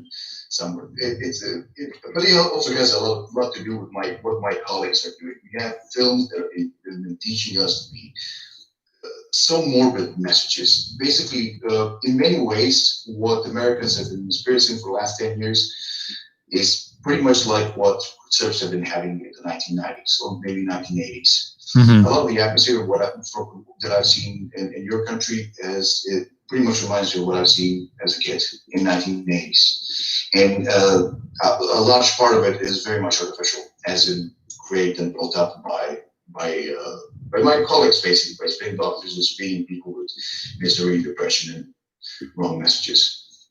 What do you see in America that parallels with that? What's happening in the United States? Plenty of things. One is the general sense of unease. Speaking to Americans in the last few years, especially in the last year, is pretty much like speaking to Serbs or people. Really? Yeah, in say 1980. That's fascinating. 1989. I remember in 2012, all of a sudden I kept seeing people from the West, especially Americans, saying things like, "If this happens, I'm going to snap and I'm just going to go and start shooting cops or something." I think that can be compared to some of the atmosphere in some parts of Yugoslavia in the 1980s as well. That is fascinating. That kind of a neurosis, basically, collective neurosis building up. That's also one thing. You having these riots and what have you. I'm tempted to say that they're like what I've seen, but actually the protests that I've been seeing for decades have mostly been less destructive in terms of material damages. So I can't, honestly say that it's the same. But I've been watching protests since 1991. We had protesters invade our parliament 7 months ago, May 2020. Really? Yeah. And what happened? And hold on, who invaded the parliament? Like who was doing it? There were protests about the elections because the incumbent president won. And they basically insisted that he must have stolen the votes. And but it's not a small subject, but basically it was a complete chaos and they died down. But they did invade parliament and they entered the parliament at one point and they were beating the cops. It was serious. And and some people got arrested. It wasn't my either way. What's undeniable is that it all died down. It lasted for a few weeks. Then the COVID measures were also introduced as well. It was a very chaotic affair. I can give you the. It sounds like what we're going through. My guess is that it's kind of different in narrative because I don't know. I'm guessing we had something that we had a government that was pretty much like Obama until say year 2012, and since year 2012 to this day, we've been having something that was kind of like Trump, but something if you were to blend in Trump with Putin, that would be they're kind of in between. They're not as outrageous all the time. They're between Trump and Putin. Putin is probably a little bit smarter. Probably, but it's very hard to tell.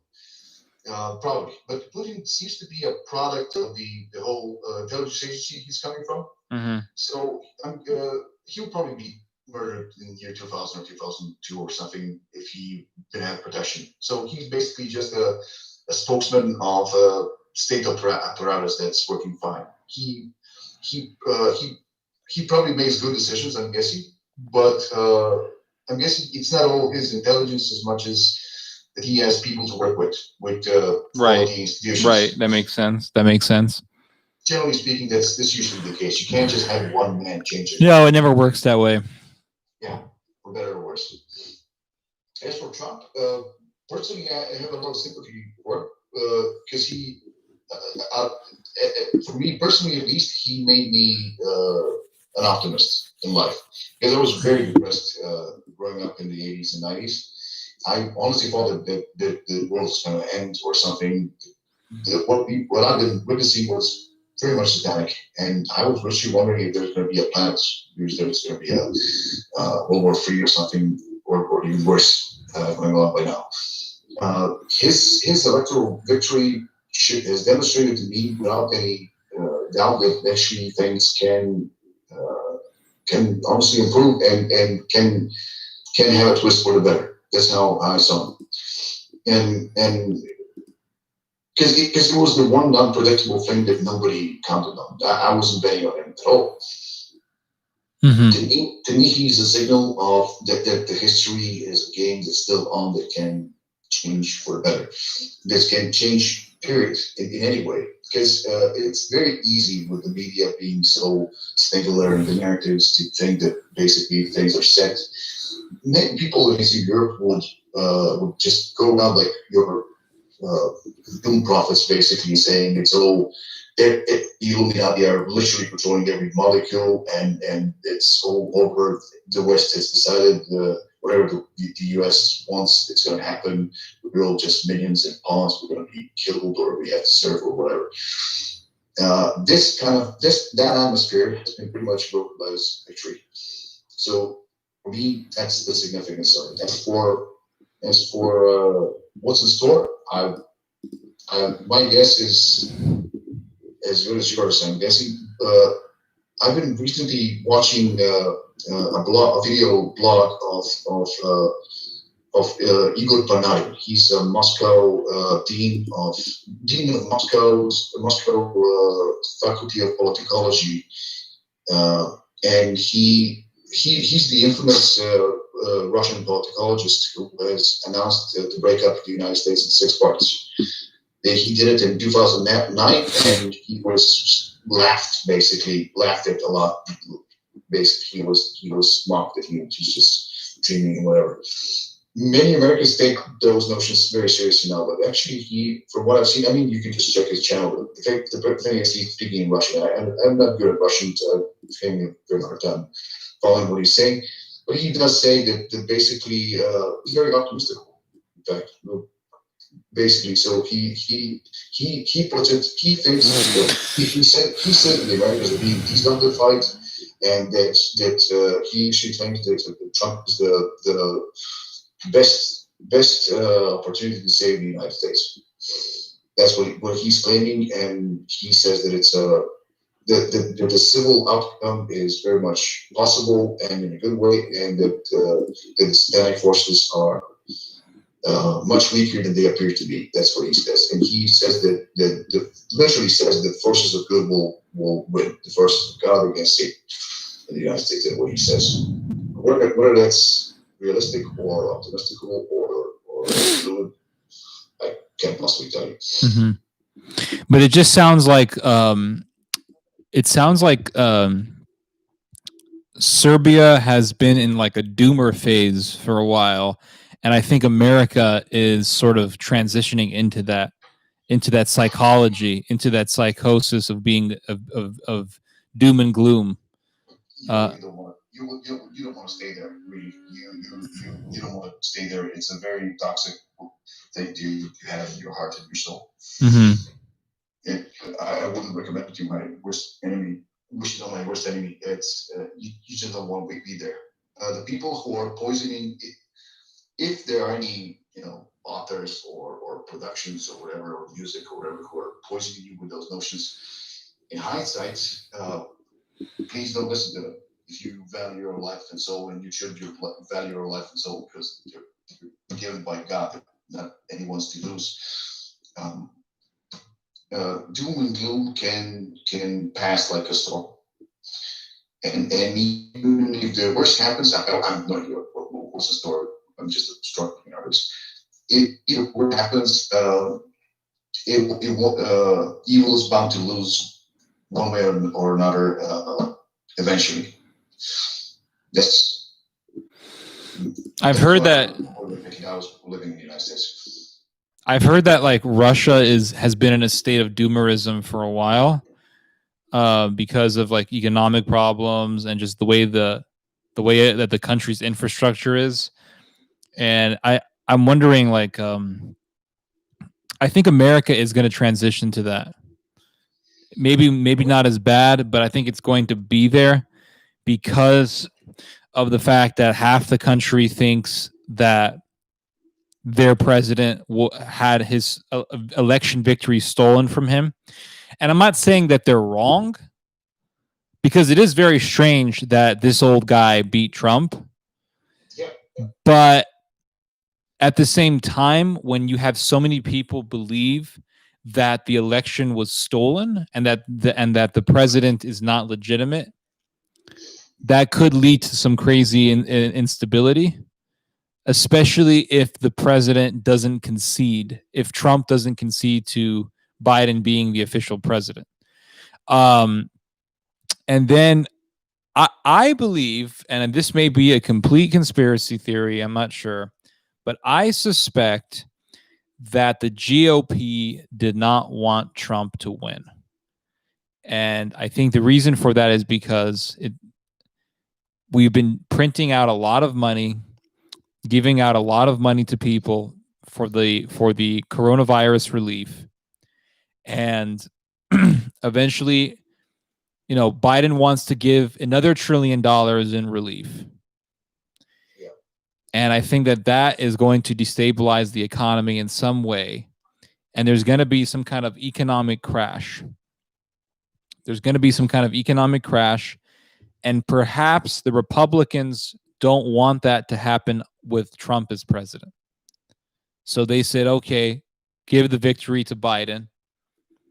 And that's it. If this isn't a conspiracy, what I will say is that regardless, a Biden presidency is probably going to give an advantage to the Republicans.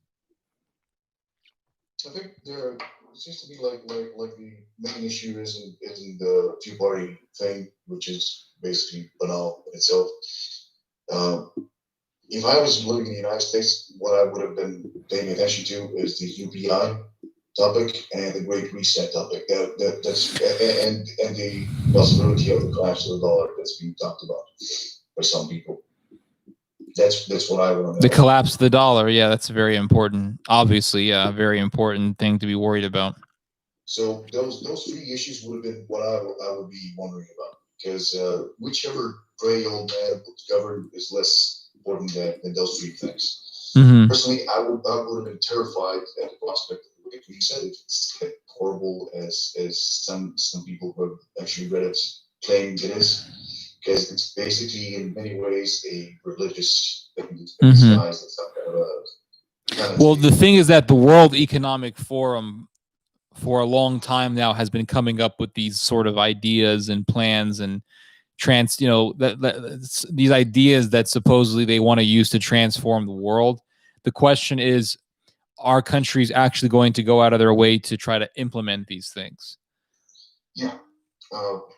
You can recover from a bad president or a bad economic year, but can you recover from a neo-pagan religious purge? That's what I would be wondering. If the imperative for everybody to conform to it, because it does look like a religious purge, and it seems like people actually believing in the Bible and are pretty much the primary target, basically traditionalists or whatever you want to call them. And it seems to me like Republicans are not as tactical and strategic as much as just being fake rebels. That's what many American conservatives have told me, that the Republicans are just basically fake rebels, just basically being the yesterday's liberals or vice versa. Something, and it does see the conservatives around here would in Eastern Europe would consider Republicans, American Republicans, the most conservatives in Britain as absolute liberals. They're just slightly less liberal. Right. Yeah, that makes sense. Yes. Yeah. And the GOP is becoming more and more liberal, though. Yeah. Yeah. So I'm guessing there's being. I've heard criticism of them being cowardly. That might be it. I don't think they're cowardly. I mean, there's nothing really to be afraid of. I think I think the GOP is being very strategic. That's my theory. What's the cowardly? I mean, with regards to the whole conservative Christian values or any values, basically. I don't know. We have very different. See, from the way, the liberal narrative is completely outrageous and just out of this world. They keep mentioning evil magnates, oil magnates, as somehow Christian villains.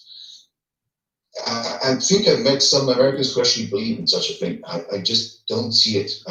How someone can connect Christianity with evil industrialists.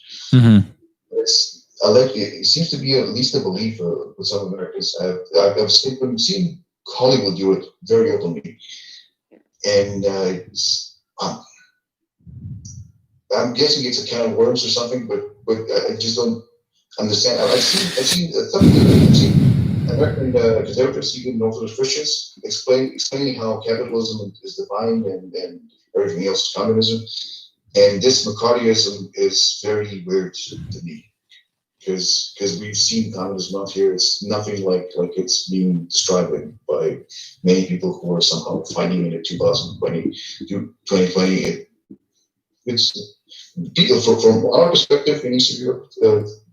A lot of what's going on in the West is weird, and some of it is very openly dubious, very obviously dubious from our perspective, especially the understanding of communism with some regards. Okay. No, it's fine. Now with the, do you think that, like, for example, the hatred of the police, do you think that parallels with what the KLA was doing in the Balkans when they were shooting cops, and that eventually led to instability? Well, the KLA was an armed force that was armed by the outsiders, and they weren't a popular movement. They didn't have any slogans or anything. They declared themselves ethnic, and they were mostly ideological. Most of their victims were actually just normal patriots of the country. In terms of tactical hatred for cops, I wasn't around with the Albanians at that period to know. Maybe to a degree, but that's typical. It was definitely fascist in nature because they were ideological fascists. So. Not sure really about that. Okay. All right then. Well, I mean, it's probably very late over there in Serbia, so I don't want to keep you up. Sure. But we've had a very good conversation, Sure. and Yeah, that's pleasure. definitely, I'll let you get some rest. Okay, man. All right. All right. Sure. We'll talk late. We'll talk soon. Okay. All right. Sure. All right. Bye bye.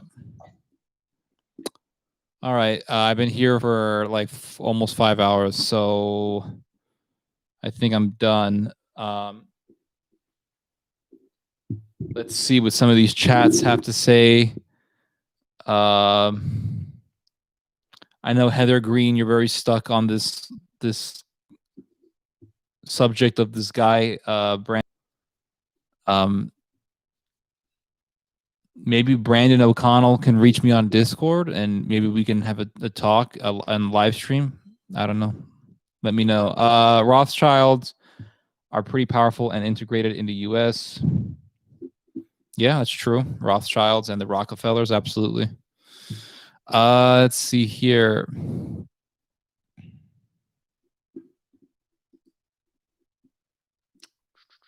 My husband's first cousin is an Armenian priest, and he had to go to Armenia to study for several years. Yes, it's very, very rigorous. Anyway, I've been live streaming here since, what was it, 4 something, 5 something. Been here for hours, so I think I'm gonna call it a night. And I'll talk to you guys later. All right.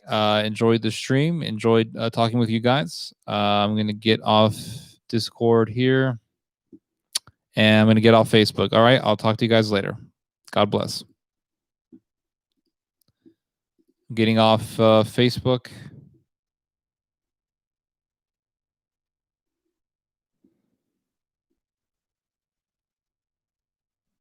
All right. Good night, guys. God bless.